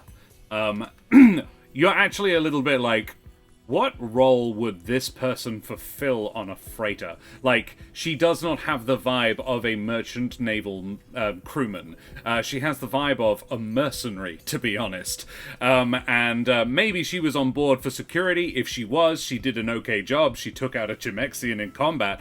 But this wound, definitely a stabbing implement. Definitely somebody meant her harm with this. Yeah. Wasn't falling against a bulkhead, regardless of the amount of force behind the blow. Nah. Not unless the bulkhead was very oddly shaped. Yeah. But so the pulse does quicken. Or you know, whatever a Mystarian would be the dead giveaway of a liar. Yeah. Yeah. I He is think spinning you a tale. in that case, sort of like still just like eyes on the wound, kind of like poking and prodding at it a little bit, will like let go of the wrist that he was using his other hand to hold, and just, no, come on, don't get yourself worked up, bleed any faster, and I might lose you before we get anything important done. So, how'd you really cut it? Ooh. Josh, Yes. just for entertainment value, just because the rather evil Briar has spun a story, Missing Point has been slowly making his way back to the medbay to watch and see if Arthur is actually siphoning body parts. So anytime it is, he's going to try and sneak up to watch what's happening because he knows he's taking someone back. You're cool. I love it. So yeah, Missing Point has overheard most of this conversation. And is just watching and listening. I am going to, however, cut away very quickly to the Maharishi. Boris, you and the Loricatorian Dax, what are you doing in this moment? And then we will progress the narrative a little bit further along. So you have begun to crawl around the engine spaces. And now, first time playing this game. Yeah, take that off. Notice that this is notice that this is a little bit more meta. So can I now use my intuitive and burn a point to see if this person next to me, this mech next to me, would be more? Are they a pirate? Is that something I can ask, or is? You can certainly look for vibes of he's not what he says he is. He's not what. Yeah. Like. Yes, yeah, you because absolutely he also can. said he breaks things. Yeah, Like, yeah. That's nothing on a ship. Nobody on a ship is meant to break things. I mean, so. your ship contains several, but yeah. Sorry. not by design, Yeah, but yeah. you know, No, not by purpose. It's definitely a weird way to phrase it. Yeah, with the same I'm gonna burn for a similar reason, you pick up that just like it's a little weird, that he would A, admit to that, and B, that you've seen two. No, actually, you've only met this one. So yeah, it's a bit odd. Like, why would a freighter, a merchant freighter, have this person who isn't like? It would make sense if he was in some way skilled as an engineer, but he's not. He looks like a bruiser. He looks like muscle. Maybe he's a cargo handler, but it doesn't like. I think the big trick, what you do notice, is he purloins one of your hidden guns. You only notice this because you burned the point. But yeah, you spot him at one point, just go, oh, and subtly pocket it. And he is in a mech suit, right? He is in a mech suit, which makes him only about the same size as you. Yeah. Well, what Boris is going to do is going to look up and say, "Oh, I'm sorry. What is your name again? I forget." I'm Dax. Dex, I noticed you've been hurt in fight. Let me help you. Let me take care of that. And I go behind him, and I'm trying to disable the mech suit. Given that I am an engineer, I love it. Disable that fucking mech suit. Make me a you are allowed to make a choice here. This can be a fight check, or this can be a brains check. It Definitely would be brains. definitely brains. He will resist it with his grit, which is quite good because he's in a mech suit. But yes. So I'm a 20 plus 2. Oof. Oof. Dreaded GM, hello. How are you, buddy? Good to see you, mate. That is only a 13. He only got a 5. So you successfully... Describe it. Tell me. How does this happen? It looks like... Push the big red button. It looks like someone... I'm sorry. It looks like... You look like you took a blast down here. You're probably feeling a little queasy. I fixed this so your suit will not make you feel so much vertigo. And I basically reach in and grab 5-6 wires and go... and watch his suit just go... Disable his suit. Just go like the Lost in Space robot. Yeah.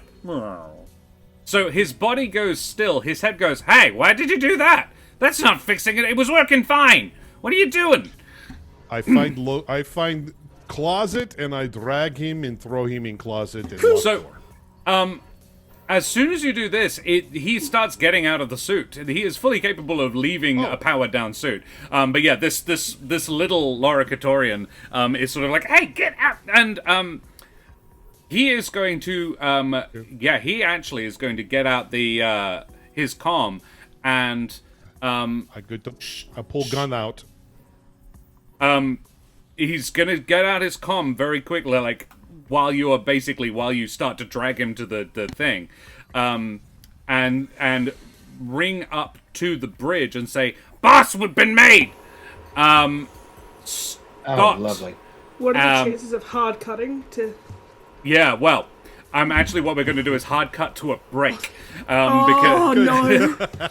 And then we will be right back in just a moment. I'll leave you on that little tiny bit of a cliffhanger. And we will be back in 5 to 10, guys, because we've been streaming for 2 hours already. And already we are more than halfway to our goal.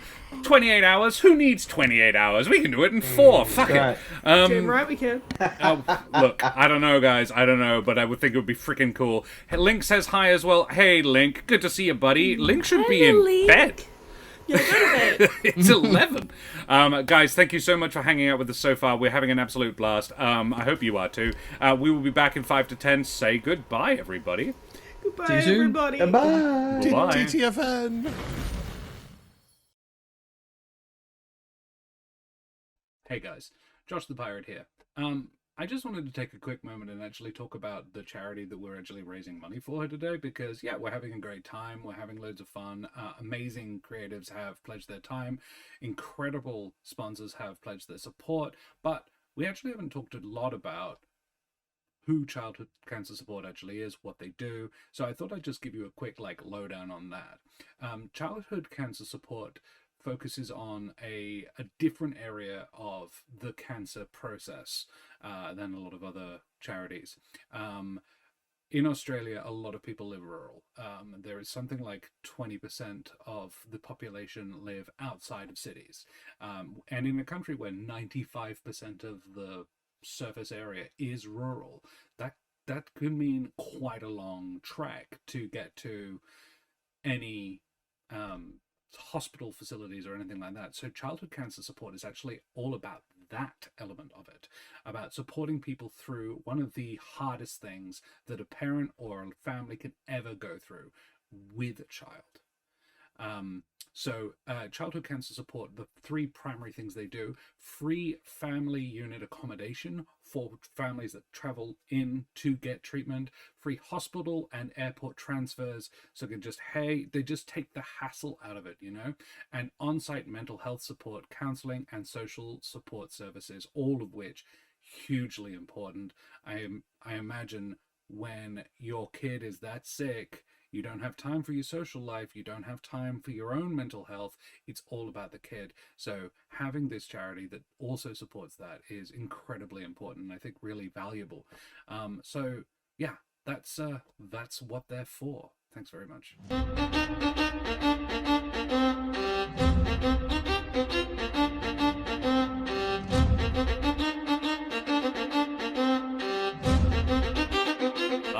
Blast ahoy and good day once again, mateys. We be back for some more teens in space! Space. And yes, our crew have just discovered that the ship that they rescued, or that they have attended the mayday of, is not as it seems. Boris is in the engine bay in the main engineering and is about to bludgeon a guy to death with his own mech suit. He has... and Arthur has arrived. So Arthur is with Boris. Missing No, Point with is Scott. with the other... Oh, sorry, you're with Scott. Yes, that's right. Missing Point is with the other Arthur, the actual Arthur. Boris is alone, and interestingly, Scott is with Arthur and also Briar, as far as the captain of the other ship knows, which is the important point. Rescued. Yeah, look, there's a lot of fun definitions here. So, I'm just going to resolve the scene with Boris. So Boris, he just calls that out. What do you do? I pull out the gun and shoot him in head. Well, shit. Okay. All right. I am going to roll this. I'm going to use his Siri. Shush. Siri doesn't like that idea. She thinks you're being very mean. Oh no! Siri can just back off. So, this is a fight check. Definitely a fight check this time around. And he's going to be opposing it with his flight to try and get out of the way of your shot. He rolled a 6. I have a D6 for fight. Let us see what You we got can this. do. But I might be able to. I have 2 ATs left. Oh, that's a 1. I'm going to use an AT. Oh, well, that only brings it to a 2. It's not a reroll. Okay. Yeah. Oh, not a reroll. Never He mind. manages to dive out of the suit as your blaster bolt passes above his Damn. head.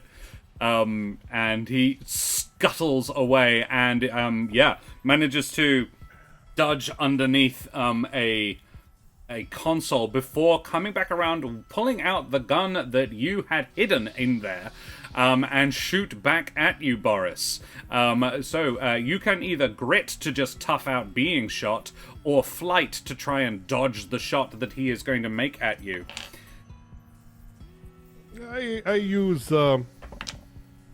I will. Let's see. Flight is. My flight is D8. Let's go. Let's try flight. Very well. I just rolled a D10. All right. I roll a 7. I roll a 3. Boris also manages to dodge out of the way. It's their pair of stormtroopers just wailing on each other. Hey. That will be a round of combat. We are going to jump to the bridge, where Scott and Arthur have just overheard Erina receive the... What? Oh, for God's sake. Can't anybody do anything right? Scott, you have... Arthur and Scott, you have a reaction. Yeah, you can have one action, sort of do something. I You would like outnumber to take her my 2 to blaster 1. and put it to her head. I would put my blaster to her head. Very well. Possible. She will try and dodge out of the way. She will. It is basically it is a fight check to subdue her, essentially. Can I use my action to bolster Scott's action here? You may. You may make the help as action, essentially, giving him advantage. As Arthur, I'm going to gesture to the potted plant under her arm and say, Briar, get him! I love it. So, That's incredible. Chuck, you making a fight check here with advantage. Okay, So advantage rolling being it on the skills, twice. I basically rolling it twice. All right. Yeah. Good deal. All right. I got a T10, so we'll see. I also have a D10 for flight that she is trying to utilize, and she did not do well. I You did. gotta roll a 20. The best of the 2 is a 7. I rolled a 3 again. So, you managed to shit. Okay. basically just pin one of her arms behind her back and hold your blaster to her head. As one of the bulkheads in here clatters to the floor, revealing 4 more heavily armed pirates. All of And whom I'm going to say, are... listen here. Yeah. I'm sorry. Go ahead. No. I think what you have to say is more important in this moment. Well, shit. I'm just going to say, listen, sweetheart. Tell them to drop their weapons and get on their knees now, or you're Swiss cheese.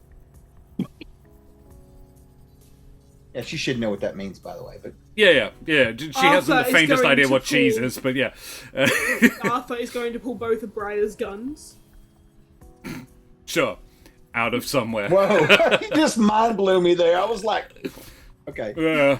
Yeah, you do that. What I love is that almost at exactly the same time on a different vessel, Arthur and Missing Point Arthur has just asked an angry or dangerous Mystarian woman a very pointed question, and she was I was tossing up whether or not to have her respond with violence, and I don't think I need to discuss that anymore in my head. I think she is going to respond with violence.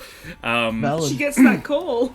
Yeah, she does. Yeah, basically you say that, then she hears through, we've been made, and she goes, oh, good, because I was running out of bullshit to spin with you guys. And she pulls out a blaster and points it at Arthur. Oh, lovely. Yeah. Can I ask a question? The group upstairs, real quick.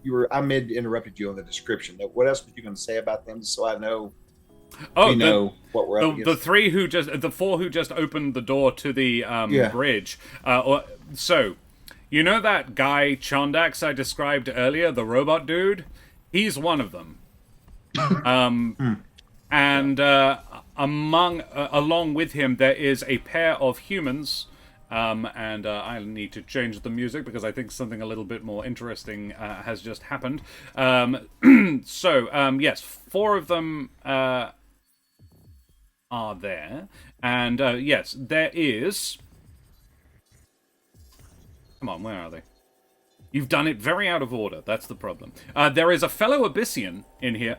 As well as a pair of humans, one with an eye patch, and the other is wearing little beyond an assortment of weapons holsters and leather straps.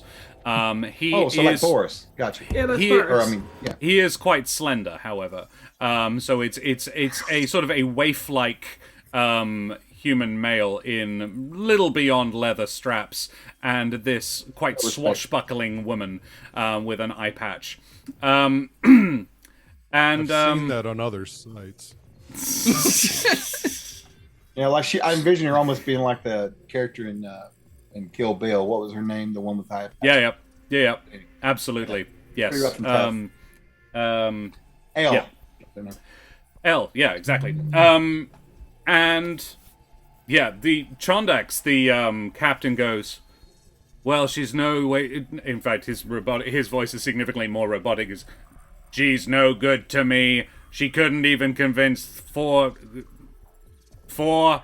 He actually is probably going to say 4. He couldn't even convince 4 cadets in a potted plant that they were in fact just freighter pilots. Shoot the damn idiot. Christ. So he's actually the real... You are something else, Josh. All right. Josh. And Briar. Yeah, I mean, they all obviously have blasters pointed at you. Arthur has blasters pointed at them.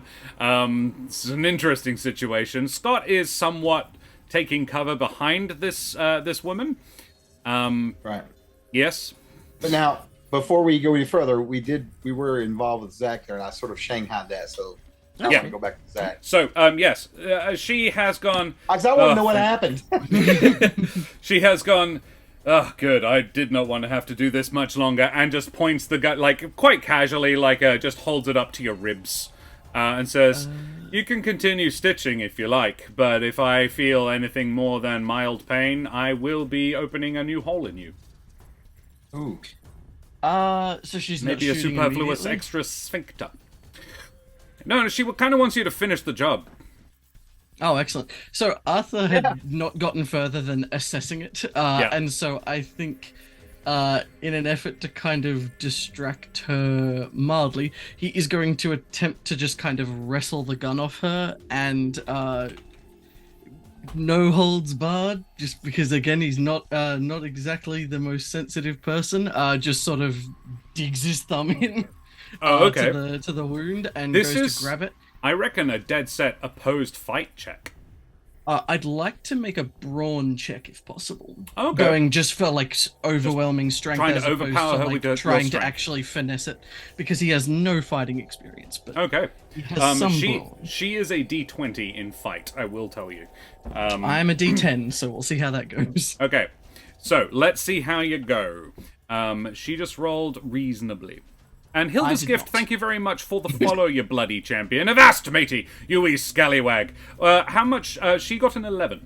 How did you do? Okay, so I got a 3, which I think puts me in the territory of receiving That's a fairly major heavy-duty wound, yes. However, I have tough, so even though I lose the combat roll, it bumps it up to a 6, and I'll burn my last, what is it, Austerity token, to yep. make it a 7, to make Which it is just a only minor a one. minor wound. All right, so you get And a then grazing. I think I get one back because I failed the check anyway. I'm not. I They don't. use Oh, actually, brawn, yeah. or Does it not apply here? I don't think you get it if you do use an austerity token in the roll. That's fair. And then in that case, I am out of tokens. Even if you I'm use the just austerity making it token right. and still fail. And it still fails. Yeah, no. Because in situations That's like fine. this, Okay. you're using it for a positive benefit. Yeah, no, that's fair. Well, yeah, in that case, yeah, I think he's he can't quite fully get it out of the way, but he gets his hand onto hers and just kind of cops the shot to like the side of his ribs as opposed to center mass. Absolutely. You've got spares. However, she does not in any way let go of the pistol.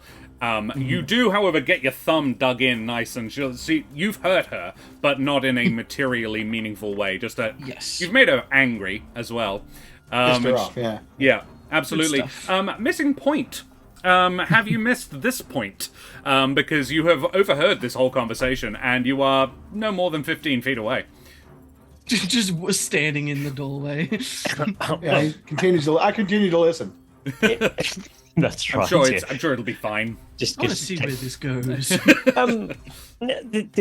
Josh, what you see is missing points seems to grow with 4 glowing lights as he activates his laser blades Amazing. and steps forwards and makes a cutting comment as And then attack. an action. Yeah, right. Very well. Make a fight check. I'm going to say, because she is already sort of grappling with Arthur, that she's going to have to grit this, and she will be at disadvantage. Particularly. So here we go. You know that Chuck's just taken all the good dice rolls from me whatsoever, right? I don't know what you're talking about, because I just rolled a ability. 10 and a 9. Well, that's You need to good. calm down. Yeah, that's it. Thanks How'd for you the do? help. That was a total of 4, one George. Cool. So basically what you did is you, the ignition Introduce of yourself. your laser blades, and this is true General Grievous, you've got 4 as I understand it. So, yeah. Awesome. And she goes, fuck, and ducks around, manages to roll around. She is now on the ground, still holding Arthur. The two of them are sort of grappling each other. Oh, wow. But yeah, your blades just cleave the air where she was a little minute ago. If anything, definitely- you singe off a bit of Arthur's hair. Yeah. I think Arthur, actually, I did write this on my sheet. Arthur is fully bald except for one hair that appears there to it be growing goes. out of the side of his Oh, head. no! And I think that it is just gone now as he just No! I I'm don't know if he bald. notices in the moment though, as he just looks down, sees one of his arms, which is still holding her arm with the gun, is bent away it definitely shouldn't be, and just kind of like just sort of like furrows his brow at it, like that's not how that's meant to go. Me. Excellent. Cool. Seeing as we're all in initiative order, let's just keep going, jumping from spot to spot to spot. So, Boris, you're in combat. What do you do next? Well, yes. Well, one question: did we have communication between our shipmates, or are we like? Yeah, I would say you have communicators a la Star Trek, and just boop. Okay, so before I shoot again, I just simply say, "Got trouble down in engineering. Hope things are well where you are." And I take another shot. In the let's see. I don't think I have anything to help me except Lucky doesn't. Does Lucky work here? Does Lucky? I do. Depends what it is. Well, I stay up all night to get lucky. Oh my god. No, I use it 6 times now. It is good joke. But he's it's good. Say, spend 180 to re-roll a stat check. I don't know if This would be a stat check. Yeah. Okay, This is a stat check. Then okay, let us. So I use this is fight again, right? Yes. To shoot. Okay, my fight is sucky.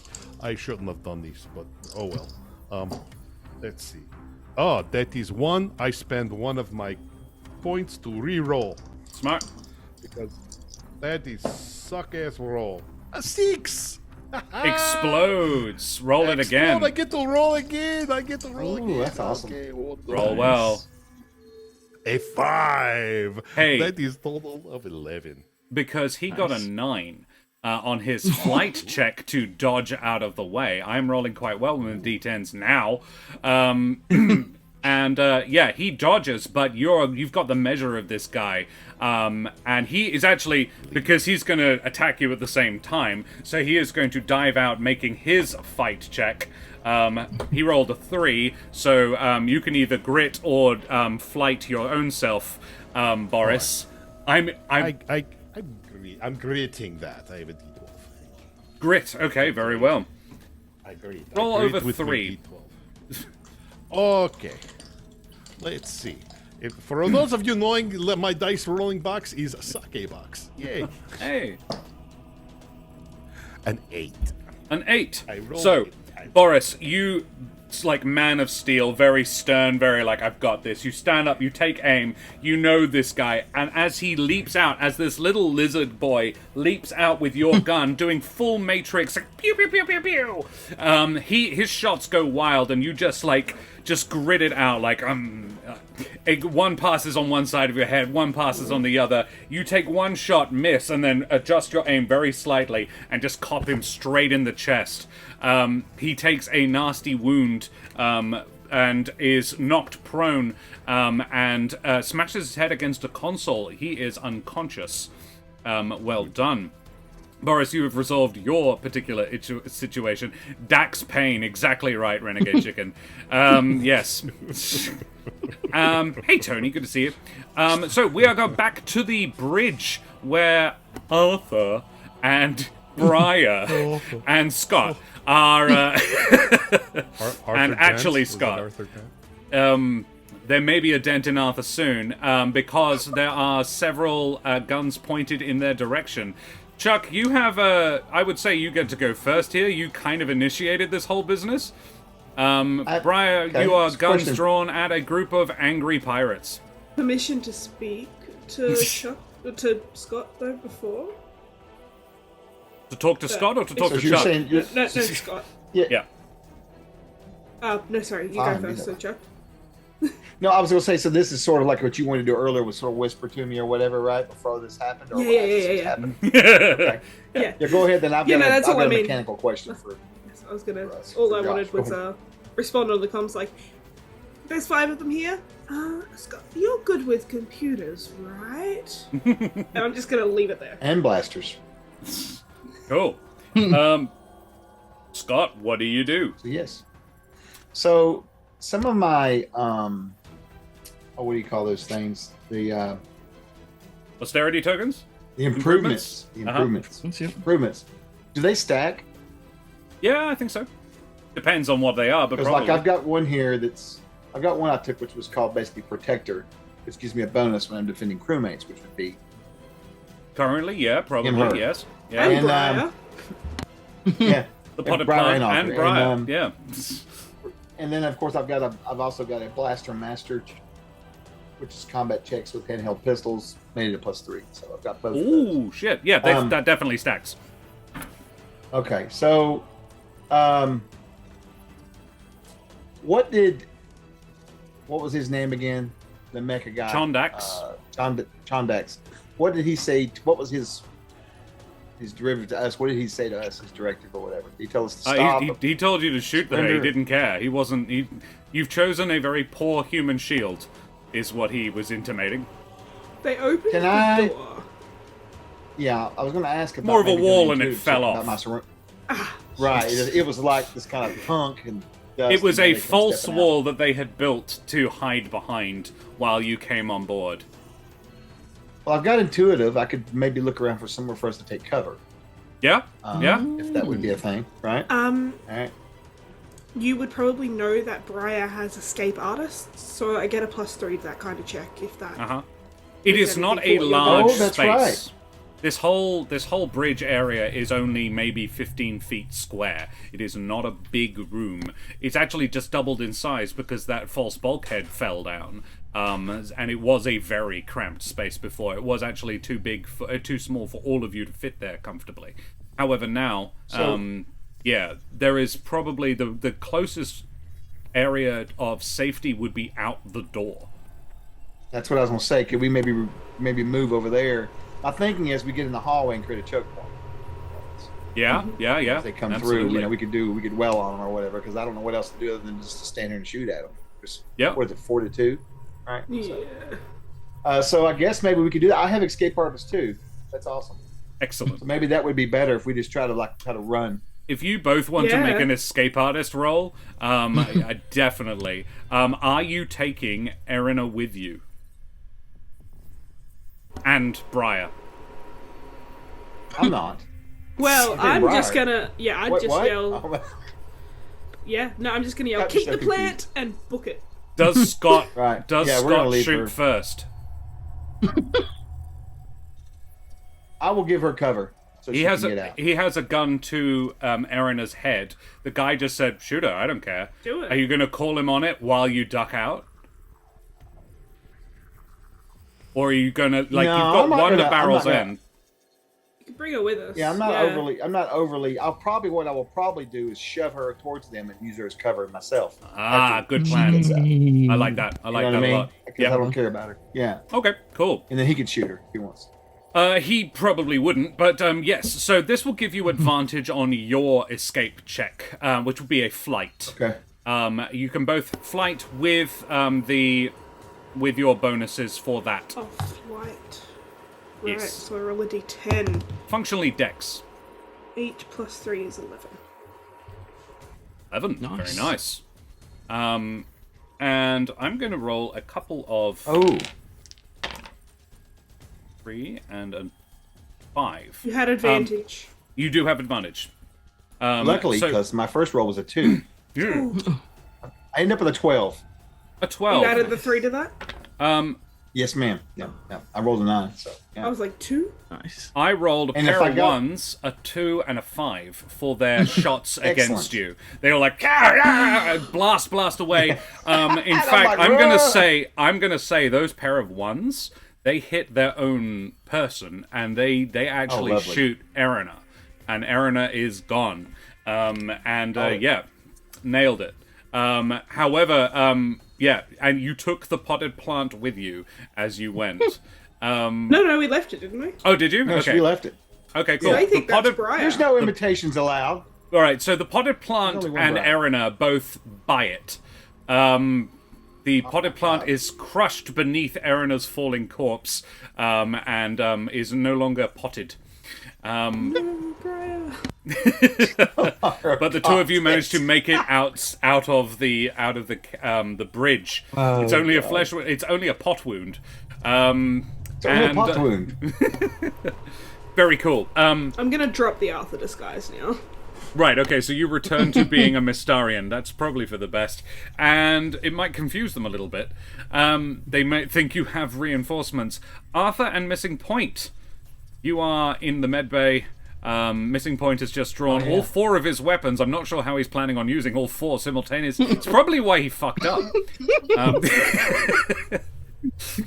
Arthur, you initiated this. What Sure. happens next?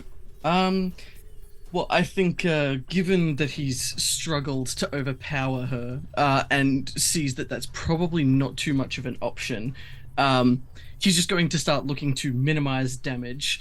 And so I think he's going to just trying his best to hold the gun, trying to direct it either away from him or just to parts of him that he can easily repair later. Right. And I'd like to make a grit if possible. A grit. Do you want to when the two of you will be attacking each other if you want to attack her? She can be you can use grit to resist her attack, but you can still also do your own thing as well. That's true. Okay. Well then, yeah. In that case, I'll just try Brawn again, just trying to take the gun off her. Right. Because very well. he's not much of a fighter, but one of the arms that he's grafted onto himself had a bit of strength before it started to decay. He's not a fighter, but one of his arms is. Exactly. Armathy is going to. I think she's just going to oppose this with her brawn. So straight brawn rolls. She got a 5. Well, so I got a 1. You don't happen to So have the lucky feature, do you? I would not. So I'm going to take my adversity token and move on. So, yep, you did not manage to get the gun off her. She is, however, going to then try and attack you, which you are going to grit, presumably. Yes. Which is So my let's- D20, so... Yes, and it's also hers. A 12. A 14. Ooh, yeah. So yeah, once again, this wrestling is really what's messing up her aim. She is just not managing to land a good shot on you. D20, it's your move. Look, the 4 laser swords was like a cool idea to start with, and then you realise he's, only works in the movies, not in real life. So it kind of Really just cool. drops It's a the other shame no 3. one was watching. Yeah. And then just goes in for the stab. I mean, it's not particularly heroic, but as long as it works, right? Yep, stab her in the back. I love it. Make me a fight check. She has no other option but to tough this out with her grit. That's a 9, unless I can use an adversary token to bump it. She also got a 9. Okay. Actually, if you want to save your own, I have loyal crew member, and I can spend my token to give you a +2 and bump you up to 11. And given Then- you're our pilot and we may need to make a speedy escape, it might behoove us for you to still have some of yours. Yeah, dude, that'd be so hoovers.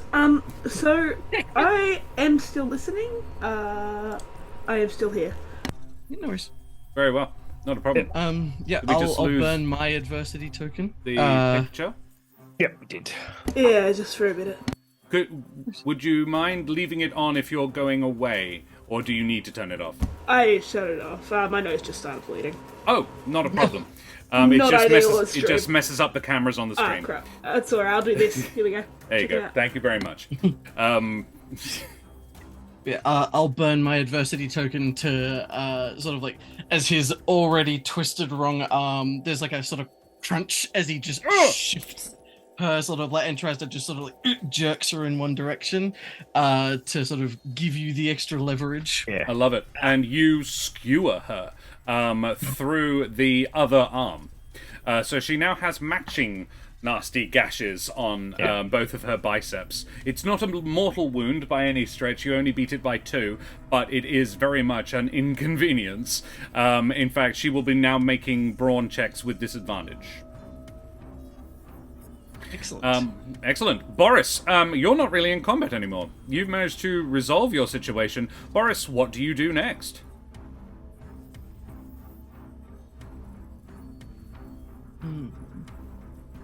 Sorry. So what I do is I want to I communicate. I say, what is happening everywhere else? Is everything okay on bridge? Scott, you can respond. I'm going to say I'm a little busy right now. We've got visitors. 5. That's what I'm going to holler out. You are the I'm visitors. to do something. On our turn, I'll explain what I'm doing. Yeah. Yep. Okay. I blew up. You can ship. hear blasting shit. in the yes. Okay, so Boris says, "Okay, I blow up ship." I look for and I look for the overloads or the auto destruct sequence. Yeah, Try and that would find definitely it. be able to access from main engineering. Yeah. Cool. And you said that out loud, right? Probably. I say it over a communicator. Yeah. Okay, I blow up That's ship. great. Okay. All right. I am going to roll to see whether or not anybody on the bridge heard that. Right. That's a whole bunch of nothing. Yep, none of them heard it. They're very busy being shot at by you guys, so I imagine it just drowned out by blast of fire. So, Boris, you're going to try and rig the ship to blow. Yep. Well, I'm going to have to ask you for a brains check there, I suppose. Oh, I'm sure you would. Let's say, in an expeditious way, given how damaged the ship is, I'm going to make this a 14. Okay, I have not looked yet. Oh, that is only 8. I will use my last Lucky. luck. Hey, I will use my last 18. those gifted for subs lucky. look great this morning. Luck. Oh, they were, weren't they? Yes. Life saving. Let's see what the same number. Damn. Damn. I do not find a way to. I do not. It'll take you Yes, another that would round. be- It'll take you a little while. Oh, thank God. Yeah. The Ship of I'm sorry, Fools, that thank was- you very much for the follow, you bloody champion. Avast, matey, you wee scallywag. Sorry, It was what? an 11 actually. It was an 11 actually. I Ooh, okay. read 9 as 6. So that was 11 isn't too bad, but it's not, you've come for the plunder and beauty. Well, you are not alone in that. The guys are currently fighting pirates, Ship of Fools. So, that's an interesting situation. However, the plunder is already left, and these guys are now talking about blowing up the ship, because who needs to save it? So, Boris, yeah, you do not manage to... It'll take you a hot minute, but you will be... You can do this, it'll just take you a little bit longer. I say, and I go quick. Say, oh, not as quick as thought. Let me know if it's okay to blow up ship. I keep trying. And we go back to Briar and Scott in the hallway outside the bridge. I would Where like blaster to try bolts to- are like- as soon as we get in the hallway, the first thing I want to do is try to shut that door and Smart. then disable it. Yep, love it. Okay. What do I need to Make do? me a brains check for computer. So yeah, you would have that bonus for computer use. I'm gonna Oh yes. drop the Arthur form. Can I Yep. help with this? You may. How? I'm just gonna try to. How far through are we? We'd only be just outside the door, right? Pretty much, yeah. I imagine you're taking cover on both sides of the hatchway going. That's through. right. Sweet. I'm Well, gonna I'll try try to jam some like big stick or something up into the door to try to loosen it. To make it. Once like it into does the close, mechanism in the doorway. to lock yeah, it. so that either to lock it or like to get it to start moving. All right, cool. It's probably closing it is easy. Making it not open again, that's hard. Oh sweet, that'll be the Oh part no, I help with then. that's going to be the easy Yeah. part. Cool. So you have advantage, Scott. Oh, I do. Yeah. Bless you. I gotcha. I'm using my turtle die for my granddaughter. We'll see how that does. Oh shit! I didn't roll as good as I thought I could. Oh, I got advantage, which is good, but still, I got a 12. A 12 will do it, I will say. With the combined efforts of Briar, the only thing you have to hand that would really work is actually one of your blasters. That's what. But hopefully you're probably not going to need it. So you just sort of jam I've your got two. blaster into... Yeah, you jam one of them into the recess where the door would slide open. And it does start to creak open a little bit, but then Scott manages to cross-wire the door and make it stay closed. And you can tell that people are shooting at it from the other side, trying to blast their way through. The metal does start to heat up, but it's going to take them a hot minute, literally. So, all three of you are... Sorry, yes? I'm going to shoot the controls too, so they don't work anymore. Oh, hells yeah. Yeah, cool. So you cannot now reopen that door. The controls on their side are still fine, but... Excellent. Yeah. Cool. that was boring conversation anyway. And Exactly. we go back to Arthur and Missing Point. Are we just who going to hasn't- run as our final part? Oh, of yeah, our we're yeah, gonna yeah. run towards them now. Briar and Scott start booking it back to your ship. And Boris hopefully will meet them along the way after having rigged this vessel to blow. I love it. Missing Point and Arthur, you are starting to get the handle of this Mystarian woman. Leah of Jinsus, thank you very much for the follow, you bloody champion. Avast, matey, you wee scallywag. Bless your cotton socks. Thank you for joining us. So, you are in melee with this person. You D20 has just skewered her somewhat. Arthur, what do you do next? One of your arms is looking really weird.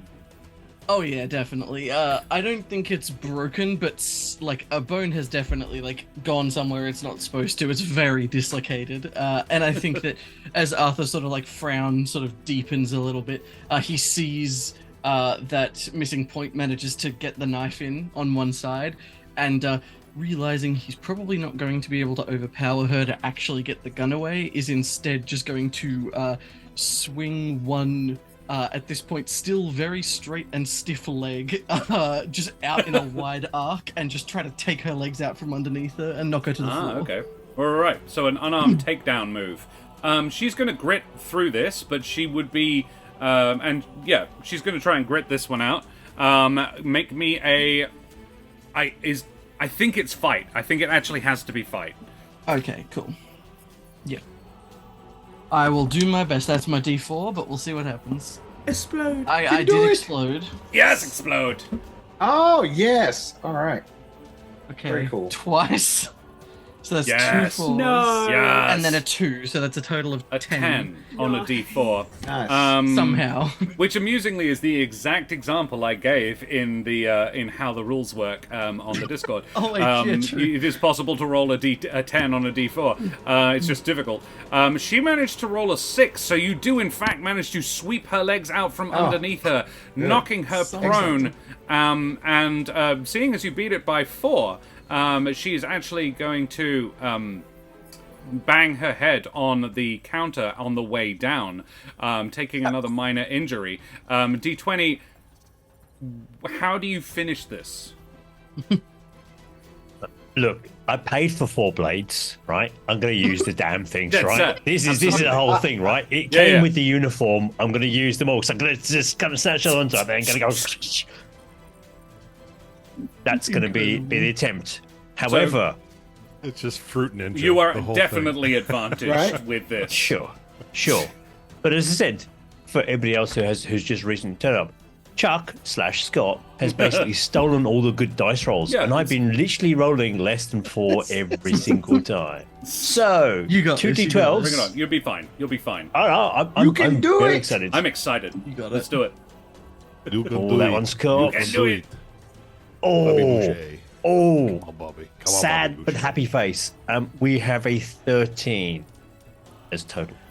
Nice. As in, between the two, or did one explode? No, I was going to add up things, knowing that'd be cheating, Josh, and I'll get to that later when I get an 87 for some amazing reason, right? Me rolling all 5 sets of 87. my dice at once. How did I manage to possibly do that? All good.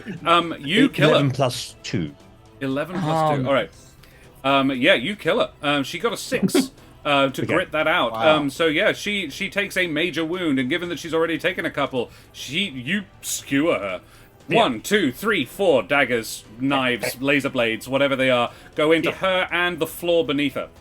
Yep. And lean into Arthur and say, your side hustle of taking your guns, it pays good, and then just leave. I think there's a moment as Arthur just sort of stands there for a moment and then just, well, I hadn't thought about selling them. As he kind of braces his arm not a against bad the table idea. and just and punches his other arm back into place with a crunch. All you can hear is like, I need new lasers on my weapon chip. And then at this point in time, Missing Point hits the comms, and you have 5, 4 to get back on the ship. I will press the button. As We're in you are running giving as them a hard as we countdown of can. 5. 5. 5. I'm not very good at counting, and I'm running towards the bridge. Okay, you run towards the bridge. Briar and Scott run towards the airlock. Boris runs towards the self-destruct system. Boris, make me another brains check. As I put on suit because I think I'm going to be jumping out airlock pretty soon. That is a 13. Hey! That is, with your previous 11, enough to find a mechanism. I'm going to let you describe. How do you rig this ship to blow? And how much time do you give everybody to get off? Okay, I see. I'm in the middle of engineering, and there's sparks happening every couple of seconds. You know, there's steam popping up from someplace. There's an unconscious creature next to me.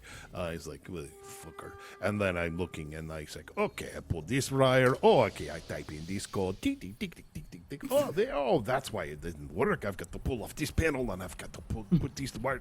Oh, there we go. That's it. Oh, let's see. Time to go. Let's see. It takes me. I say, let's go. Okay. Hey, is 30 seconds enough for blow up ship? Run! Okay. Maybe. I say 30 seconds, and I say I grab my bag and I go and I run. Bring the little guy. Go! Bring the little guy or the potted plant. No, the little guy. Yeah. Okay, I grab the little guy. It's like, okay, you come with me. I shove him in my bag of tools. Yeah, come on, let's go. You bring the unconscious and badly injured Laura Katorian with you, and you run, the three of you making it to the escape hatch just as Missing Point reaches the bridge and fires up the engines. You wouldn't make it on board in time, except that he forgets to take off the parking brake in his excitement. However, realizing his mistake, you jump aboard just as he turns on the shields, which boosts you away from the side of the ship again, causing even more damage to the wounded nacelle. And you guys dive aboard. Fortunately, the safety force field engages right behind you, otherwise you'd be sucked right back out again. Boris, with an unconscious Laura Katorian on his shoulders, Arthur standing sentry over a dead Mystarian. Though, Arthur, you could resolve that. You could change that if you wanted. Missing Point... Sorry, yeah, Arthur, carry on. Oh, no, you can do the Well, you said that... you might be interested in harvesting organs. Would you, or what would you do with this body in this moment? Everybody else is describing what they're doing. I'm giving you a chance to, what are you doing? Yeah, I don't think... I know I have the option to try to bring them back as a Frigorian, like myself. Oh. However, I could technically try that procedure, but also... They tried to kill me last I spoke to them, and I didn't have a chance to ask for their consent, which is something that Arthur values in this particular field. So instead, he thinks that he is going to, with far less problem, despite the fact that he also didn't have consent for this, begin to remove parts of them, stowing them in boxes and bags and placing them in cold storage. Excellent. Cool. So you're just like, cool, I assume everybody else has got this handled. I'm gonna take some fingers. Right. 30 seconds have elapsed. No, actually, 20 seconds have elapsed. And, Missing Point, you get a comms message come through to the bridge, from the bridge of the other ship. We may have been a little hasty before. We surrender to the org. We will happily be taken into custody now. CC, the reason why the rest of the crew were able to make it so well, it wasn't mistakenly the handbrake. What he was doing, it was slowly bending around, so the engines are pointing towards the spaceship, Josh. So the umbilical cord had stretched all around, and he hits the retract button and goes, "Ciao, Bella!" Bang! And hit the jump drives. You hit the jump drives, and you make it just to minimum safe distance when this aging Zintiar class freighter. And you are still in communication. It's like, no, please do not leave us. We will surrender peacefully. Bye. We are coming right back. You just wait. Yeah. Just 5, 4, 3, 2. Bye-bye. Oh, They hung up. They hung up. Congratulations. You have fully overcome my pirates. Well done, everybody. And you even managed to score a dead body and a Loricatorian. 2 dead bodies, actually. My God. I'd The really booty. like to talk to It's that Loricatorian. Arthur has a net win. The Loricatorian is injured. Boris, are you interested in letting Briar talk to this Loricatorian? Oh, sure. Like, yeah. Oh, hey, have at it. He's a little fuck. So be careful with him. And I just casually go over to the missing point, as they're flying the ship, and I say to him, hey, this was like the last time we were on Altari 7. Remember that? Yeah. So as far as I'm concerned, the distress came. We entered here. Ship was already blown up. Agreed? oh, my logs have. I'm just.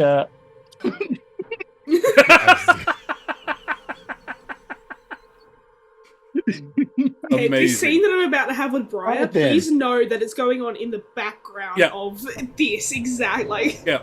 You notice as well, I need you to know Boris, that, like, this is that happening. missing points notepad has like 8 sheets of paper left on it. Okay. Yeah, there's nothing saved. I love my Hey. job. Briar, this You can't spit conversation. that out now, Chris. No, I don't think he can. Oh, he's He- committed. Commit He's to the committed bit. to the bit. He'll be Oh, minding he's the rest of the committed. session. Yeah, it's great. So I want you to take a big sip of water too. This is the main reason I asked Chris to be here. He commits to the fucking bit. All right, so He Arthur, does. I'm going to assume you assist Briar in waking this very injured Loricatorian back up. I'm just gonna strap it to a chair and just slap it for a while. Sure, okay. That's one way of doing that. Yeah, sure. You do that. Make me Honestly, if Arthur wants to I've come and asked. help when he realizes that it's not gonna do anything. yes. Yeah, I mean, Fingers. Arthur. I mean, like, yeah. If so, you're just trying to get him to wake up. Yeah. Yeah, I've think taken in the that gun off case- him and tied him to a chair. He's not gonna hurt Yeah. anyone. I mean, I think in that case, I don't know what exactly you were expecting, but Arthur will probably just walk in with a glass or like a decent bucket of water. Just Yep. So, Oh, bollocks. guess what happened to your friends? 2 guesses. They're perfectly fine. Wrong. Go again. Oh, And, okay. I think I've got it then. They're all dead? Don't know. We kind of left before the ship blew up. Oh, well, that's not very that one that you had satisfying. here, Arthur. She dead?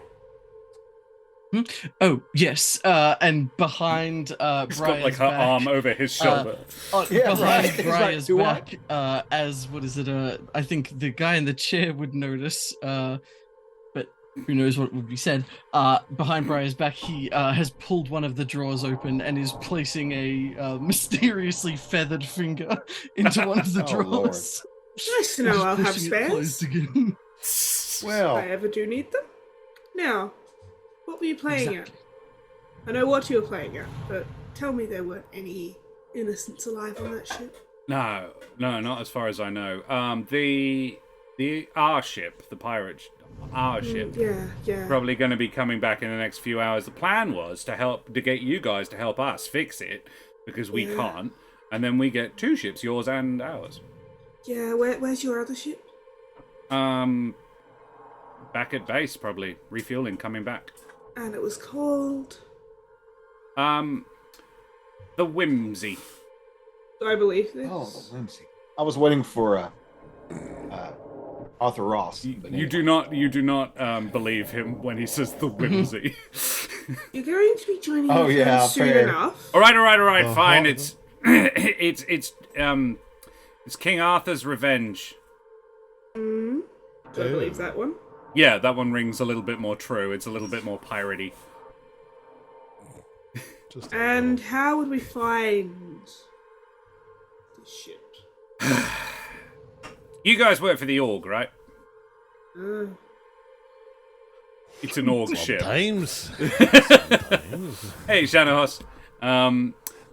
He goes, so if I cooperate, do I get to live? no, maybe. I'll think about it. How about that? You're not selling me on this.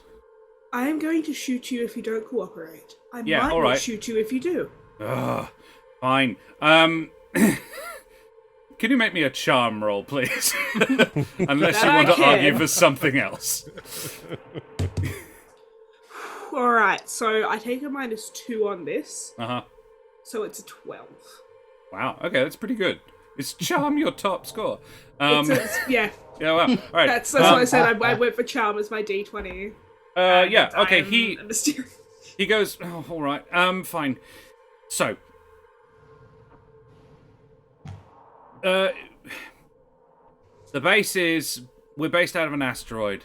It's called Vix, and I think because it's the 15th asteroid, and yeah, in the belt, and thank you, and yeah, we're just sort of based out of that, and so it's like a hollowed out space. We can fly the ship in, so it makes for a good cover because it just looks like an asteroid. Asteroid belt, Very like clever. half a parsec that way.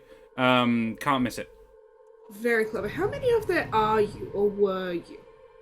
Maybe 20, 25. Any Okay. chance I could verify in this with just my knowledge of?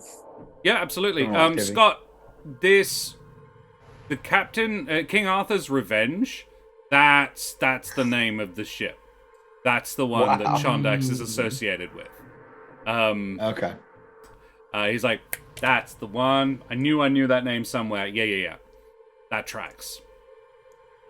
This guy has no further reason to lie to you. I will tell you I got a 5 Right. on his grit check to resist Briar's charms. So we're gonna pretty much call it there. Otherwise I would have given D20 an austerity token for the pirate flag behind him.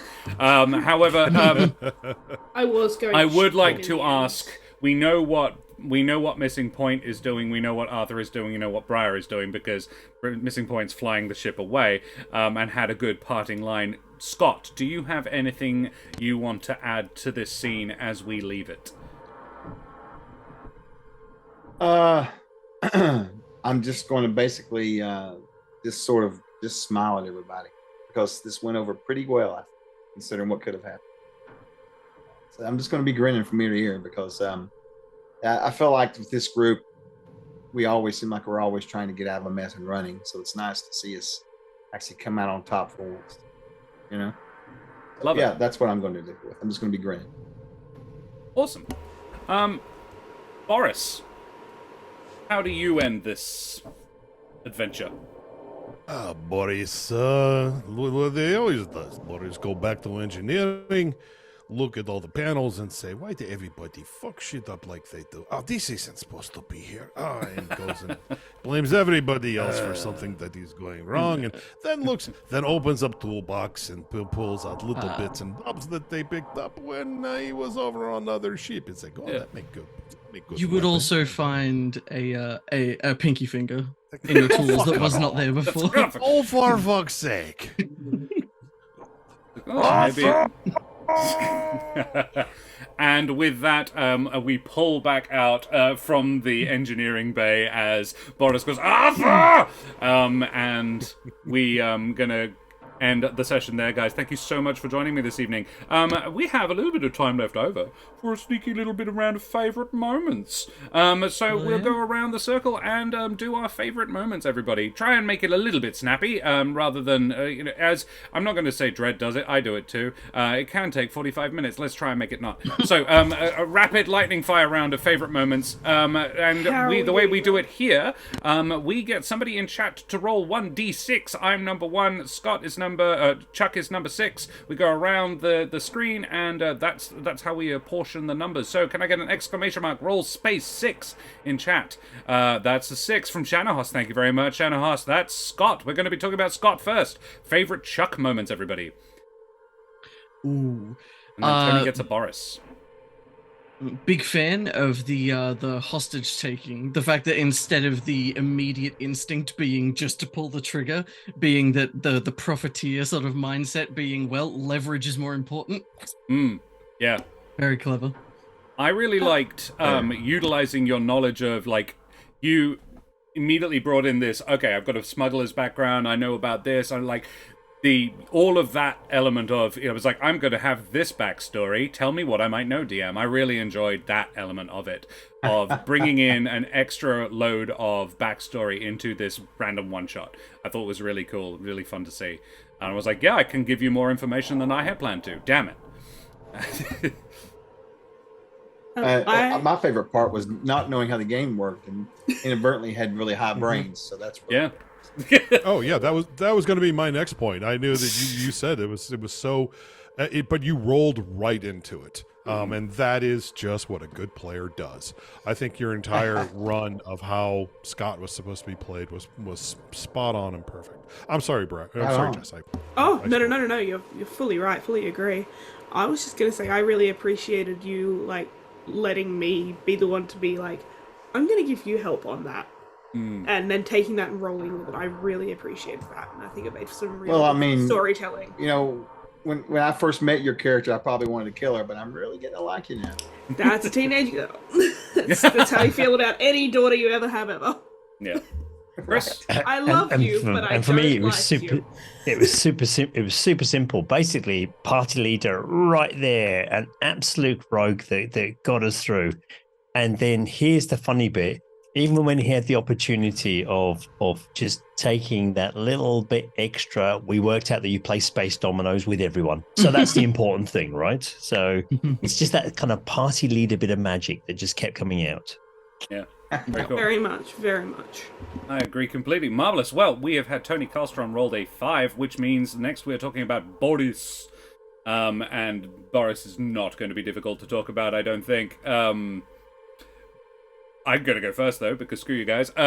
Boris's general demeanor. We've said this about Chuck as well. Just coming in with a complete character. I know exactly who this guy is. I know exactly what he is, and how he performs. Making guns out of everything. Freaking cool. Loved him. Boris is a sweetie. I think I loved that he was able to, because you kind of come across with him, you kind of get the feeling, even though he talks the way he talks, he kind of feels a little reserved. So you kind of feel like there's another part of him you don't know. And then whenever it got to the altercation, you saw the other side quickly. He didn't make no mess. He just went right to work, on that guy. And we were all like, oh, okay, this is happening, It was not wasting time. Matter of fact, and I think you said engineer that too, just gets shit done, yeah. yeah. Very cold and calculating. He just, okay, Honestly, really good. Honestly, I'm going to bring it back to the very beginning of the session before we actually started. Something that just framed your character for me entirely was just you saying, Oros keeps secrets. Do you want to know a secret? And there was just something about that. It just sent me, and I was like, I know who this guy is already. Oros keeps secrets. Yeah. You want to know a secret? I know so many secrets. No, I shouldn't tell you. I was like, okay, yeah. I would kill for this guy. I actually think the one that actually nailed it for me in terms of who this person is was the machine reference. And I was just like, he's Igor. He's Igor. The machine. Yeah. I was like, oh, okay. I really wanted to have a character that was the machine with him then. I was like, oh, damn it. I could have played the machine. I know. I know. We could have done it. Sorry, carry on. Everybody else. I loved like just the perfect like that moment where you showed just like the like efficient, impatient engineer mindset where you immediately were like, okay, I'm about to blow up the ship. I need to make sure everyone's safe first. How long we got? 30 seconds, right? Yeah, cool. And just doing it without waiting for a response. Just absolutely perfect for like the type of character. It was so good. I just liked how Boris was our jukebox for everything and anything. Anytime we got stuck, he became Daft Punk. I mean, that's all you need. The Absolutely. commitment That's to very the true. bit. D4 in chat, please, everybody. While Maharishi tells us his favorite self moment. Oh, I appreciated that I got to play just an engineer, which I do in real life, and so all of the things that I did is just essentially what I do as well in my normal job activities. Making guns. I don't wait for. Well, I don't wait for orders. I just do things. It's like it's easier to ask for forgiveness and permission. It's like I know this has to get done this way, so I do it this way. I do that. Plus, I like Boris. I just like it was easy. Thank you, great. everybody. We found so much fun. Loved being that. Next up, we have Arthur. Shinohos has rolled a 3. Favorite Arthur moments, everybody. I'm not going to go first for a change. Yes. If I may, you came up with this character days ago now, and you were telling me so much about him, and for some reason I still didn't expect the way that you played him.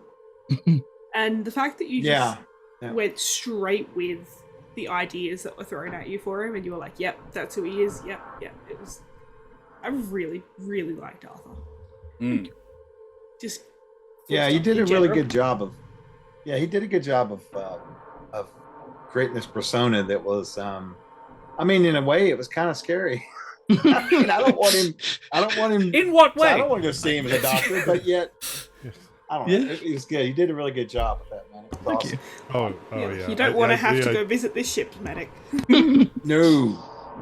I don't know if I trust any of them. He inspires folks to be very healthy. Yeah. I trust Boris. A finger a day keeps the doctor away. I trust, yes, of course, yes. Finger. The way you took with that trope and just ran with it was wonderful. Thank you. I'm making notes on those. Okay, where do I put in finger? Where do I drop finger? That's just what I was just hoping to do it at some point in time. I'm going to say there was a particular moment in gameplay where you made, I love, suboptimal choices. I know that this is not necessarily a particularly efficient use of my abilities, but I'm going to do it anyway. And when I was like, hey, if you spend that, I'll give you a little bit extra. And you're like, fuck it, I'll do it. And you leant in, and I love it when a player leans in. And I was like, oh, go on then, you know. I am also quite an easygoing DM with that, so I dangle it, but I'm like, you might not be worth what you're hoping for, but you still went for it, and that was really cool. I am a sucker for any extra information in every game ever. Yeah. I will Give me the always law. take it. Yeah. I think my favorite moments was watching Arthur just dissecate bits and pieces of him as the beats would just break. It's just like what we should have had is like a chart of what wasn't broken during the adventure. Because basically we lost a leg, we lost both arms. There was no chest injury, which I was trying to skewer him at one point in time, just to get through. But it was just this bit. It's like Zach could just like, and a broken leg. And his mum. And I'm just stitching myself back together again. And you just get this kind of like meat sack that would be broken every once in a while, kind of just seeping through the ship, which I think was truly horrific and lovely at the same time. If that's how that came across, then I played him exactly the way I wanted him to come across. Yeah. So that's You just find bits of this guy scattered all around. Yeah. Arthur, favorite self? Oh man, I really enjoyed just like I think I enjoyed it a lot. Just playing. I think that was probably my favorite thing as well. Was I just leaning into the whole disposable character trope of just like everything breaking and just constantly being like, oh well, this is why we carry spares, and that's kind of just like the like replacing things and whatever. That was a fun idea, and it was just fun to kind of make it real. Troll Lord Games, you bloody champions. Thank you very much. I'm all the way over here. It wasn't me. I'm a player. Troller Games, would you do me the immense favor, and I don't know who it is, of rolling a D3 in chat, please? Exclamation mark, roll space, the number 3, to see who goes next. And you bloody champion. Thank you so much, guys. Wonder who it is. It goes to show you never can tell. I'm not typing. I'm not typing at all. Wrong. I did it wrong. Roll space 3. Space 3. Just I Go. want to put a D in There there. you go. Confirmed, A it's him. 2. There we go. I saw a 2 come up, which means, fuck, we've got another hype train coming up. Whoop, hype train. I sent you a DM, Josh, too, by the way, in Twitch when you get time. Noted. Thank you very much, Maharishi. Does that mean it's Chris? It means a 2 is Chris, indeed. D20. Let's have a chat about Chris. Let's talk about Chris, baby. Oh, Can you slow down? I have big wings and little arms. That's all. No, the voice. Oh, the voicing, the various accents you said you had to do it, and it was seamless. Oh, It was a tour of French Europe. Killed me. Oh, the French killed me. I'm doubling over here, just like perfect. I heard some Italian. That's there was true. definitely Then some Italian. Yeah, Well. yeah. Then the ciao bella, when we flipped them off and ran away. Oh, just brilliant, just absolutely brilliant. Good. We're in a level 4 I can't now. get over the image of him poking on the controls when he was talking about when he was, that was killing me. His beak.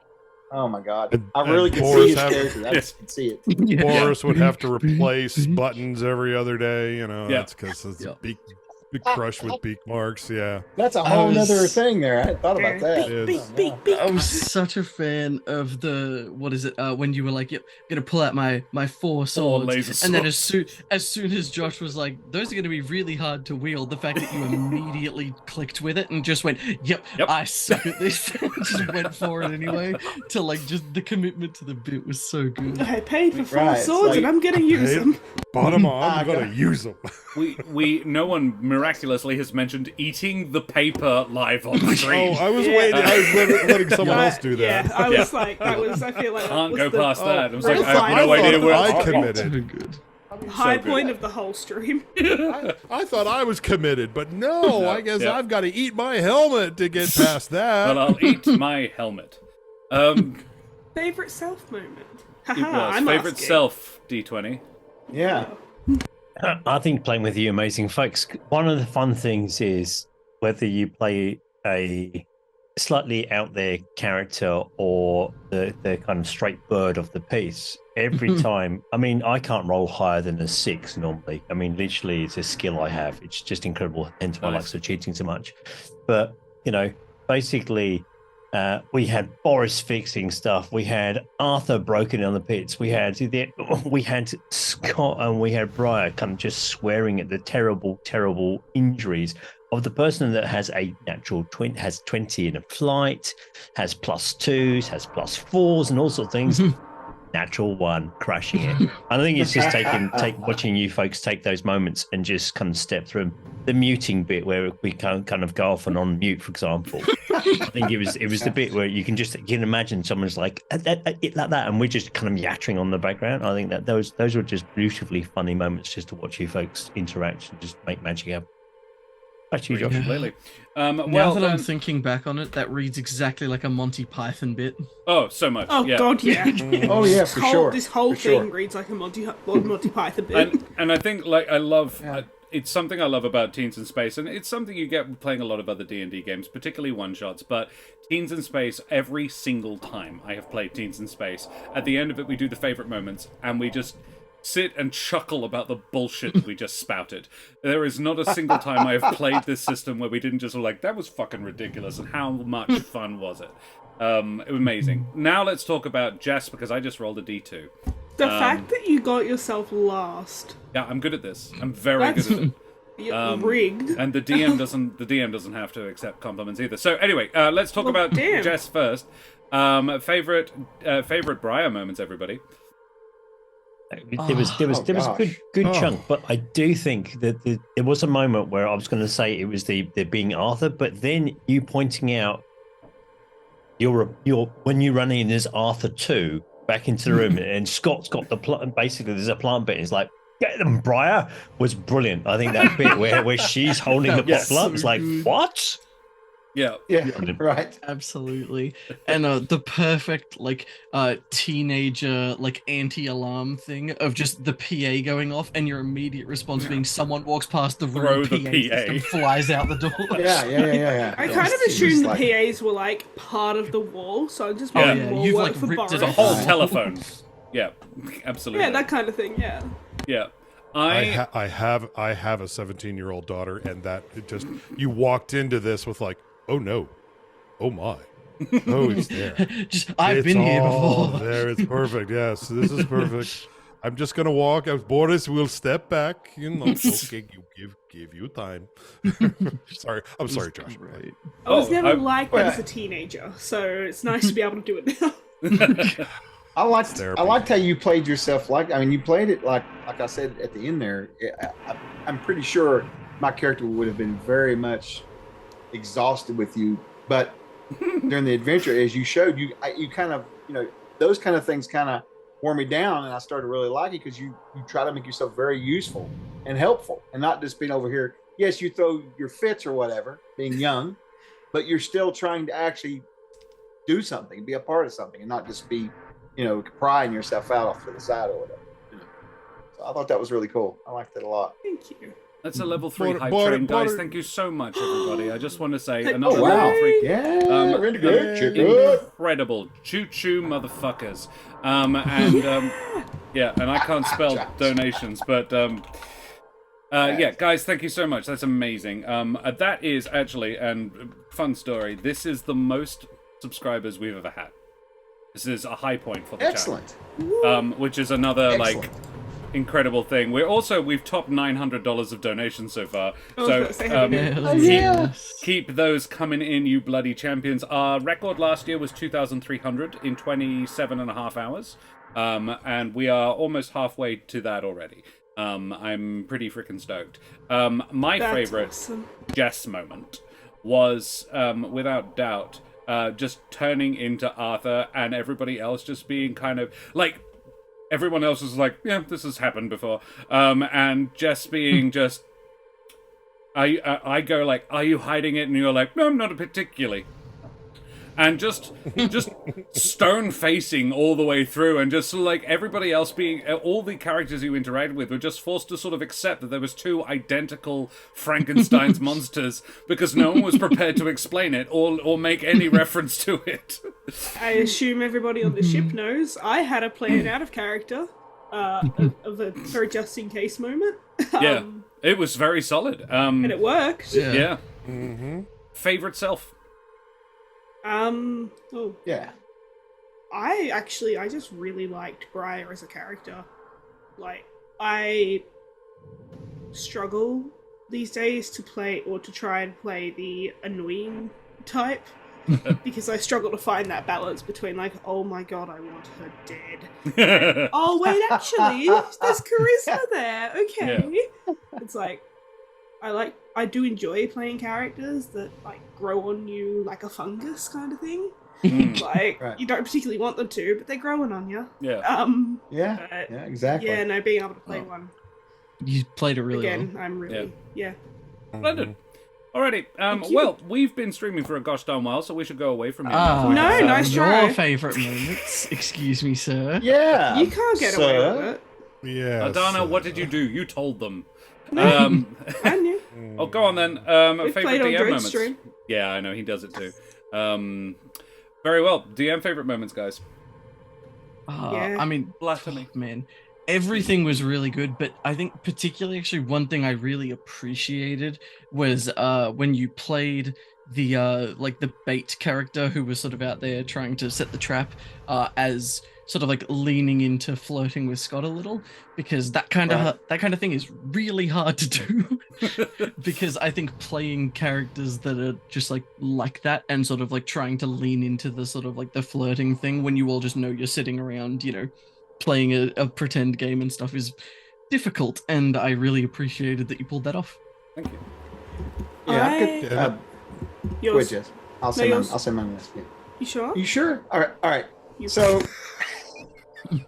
Stop what I being was just polite. going to say was that there was a couple. Damn it! Stop being nice.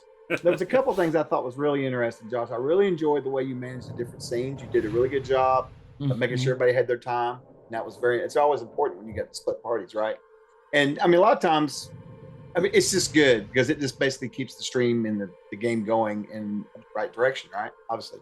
But now looking back on the session, I'm so much enjoying the fact that the whole time you were hiding the secret of the bulkhead, you could not wait for that thing to drop down and to reveal those guys. Now looking back, I'm like, boy, he was just waiting for that shit to happen. Because now that I remember your responses and everything, it was just like you're thinking to yourself, yeah, say whatever the hell you want. You know, I just enjoyed it. It was really good. It was good. It was a good, nice little surprise. Thank you. Anyway, I've really appreciated the freedom that we had and how willing you were to play the rule of cool kind of thing. Like you were willing to be like, well, you get one action here. You were like, no, do that. Oh yeah, of course you can run two. Like, oh no, take another. You know, that was only a little thing, so take another goes out kind of thing. he changed my skill, so I mean, Yeah, and that's exactly. perfect. Yeah, It's what you got to do. You don't never let the rules ever dictate ever. It's a story, right? Yeah. you canonically That's let me cool. turn into a potted plant, even though they are not 6 feet tall. A very dense blood plant, yeah. The real I'm the pretty real dense. That's fair. Briar's pretty dense. To was good. continue off on that, you have a great gift for having a plan in your head and then moving that plan for what your players do. Like I go off into engineering and you bring a guy who's going to check up on me, who gives me a clue as to what they are. That's brilliant. That's just wonderful. You allow your players to just walk into this and meld into, and you change you change the setup so that it all flows really well, especially for a short one shot. It was brilliant. I love it. Yeah. Thank you. Yeah, it was pretty straightforward. I mean, Josh, you took, a whole bunch of complete random strangers in a plot that made, sense at the start. I'm sure there was complete ideas there. And then we tried to destroy it as rapidly as humanly possible. All still while dealing with a hype train, 2, I think it was. We appear to be over 1,000. We are at $1,042. $1,000.42. I wonder if you put in that last donation, paper chewer. Yeah, small children, whatever, right? Weird. But you managed to do this for this incredible event, Josh, right? So you've done this on very little sleep, and apparently you've got to do this for another how many more hours? Oh, 24. Yeah, so Not a big deal. well done you. No big deal. Well- ask if you need help. Just ask. I have And a before huge you amount of try help. to Oh, dodge it, self moment. I'm my favorite self. I think it's already sort of been covered a little bit. Modifying the plan on the fly. I'm always a big fan of how I managed to do that. There was a couple of things that you didn't find. There was actually a Quillarian who wasn't dead among the crew that you could have saved. But there we go. Never mind. That was I had someone in chat roll 1 to 9. And if you'd gotten a 7, then you would have randomly picked the one that was still alive. Instead, you got the Chimexian. Never mind. You don't know that, so it's fine. As far as you're aware, they were very badly hurt anyway. It probably wouldn't have made it. Right. But yeah, they could Especially have told you without that it was a trap. So what I do is when I have this, I always have a way that I build in a way that you absolutely could figure it out, and then let what you do see how else you find out how you all figure it out, because 3 of you figured it out in various ways at the same time.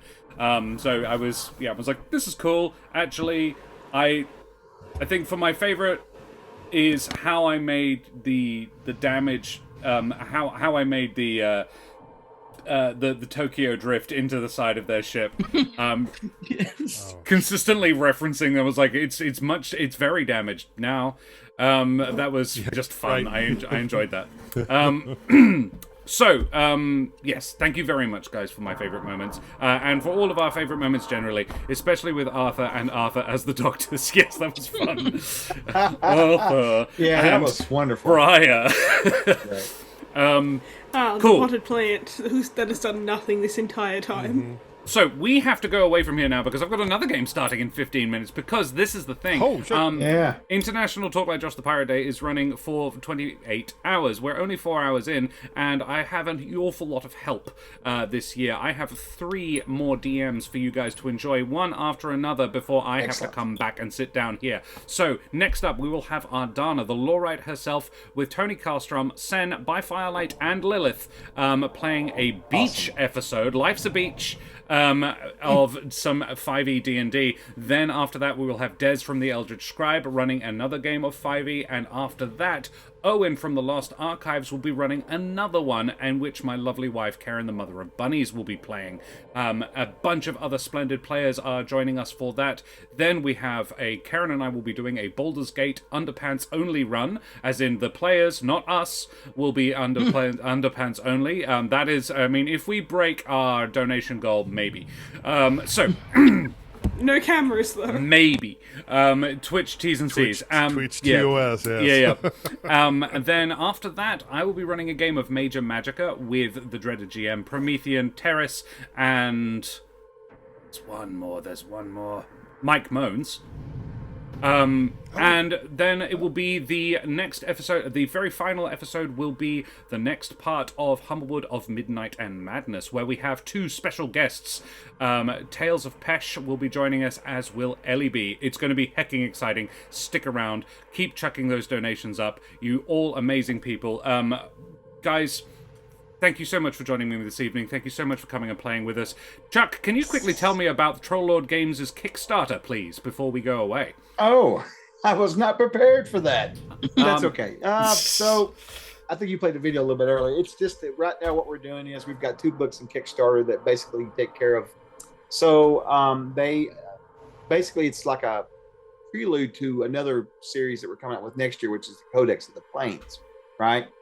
So these 2 books here are sort of like pre-Codex of the Plains. They talk about the areas where you would find demons, devils, angels, and stuff in our setting of Aird. I mean, our setting's pretty agnostic. It's not tied to any system or anything. But the ideal is it's pretty generally like what people grew up with in most D&D versions, whether it be Forgotten Realms or whatever, Greyhawk or whatever. It's basically, the ideal is that all the evil lives in an area called the Wretched Plains. So you would have basically the realm, or the region of hell, and in the hell would be the 9 kingdoms. So the 9 hells. So it's a little bit of a different take, but it's got a bunch of whole new monsters in it, and no one's really ever put out like a good monster book of what you would call good aligned monsters or creatures like celestials and such. This is going to have, God, I don't know. We're writing a bunch. Whenever we got 2 writers on it, writing a bunch of stuff. So, but one of the misnomers of it is that the take that we're using is that they need to understand with celestials and that kind of thing is that they're not necessarily, they might be lawful good or neutral good or whatever, but the ideal of good is probably not the same ideal that we have as good. They're actually quite terrifying if you cross them. Their ideal is, you know what I mean? So it's a little bit of a different take on it, but that's what the 2 books are. My idea of Yes, exactly. To the point of killing you. Yeah, exactly. It's my idea of good. Yeah. Yeah, and we don't, in our setting, we don't really have like a war versus like, those 2 planes at war with each other. They certainly war, but we don't have like a blood war or nothing like that going on.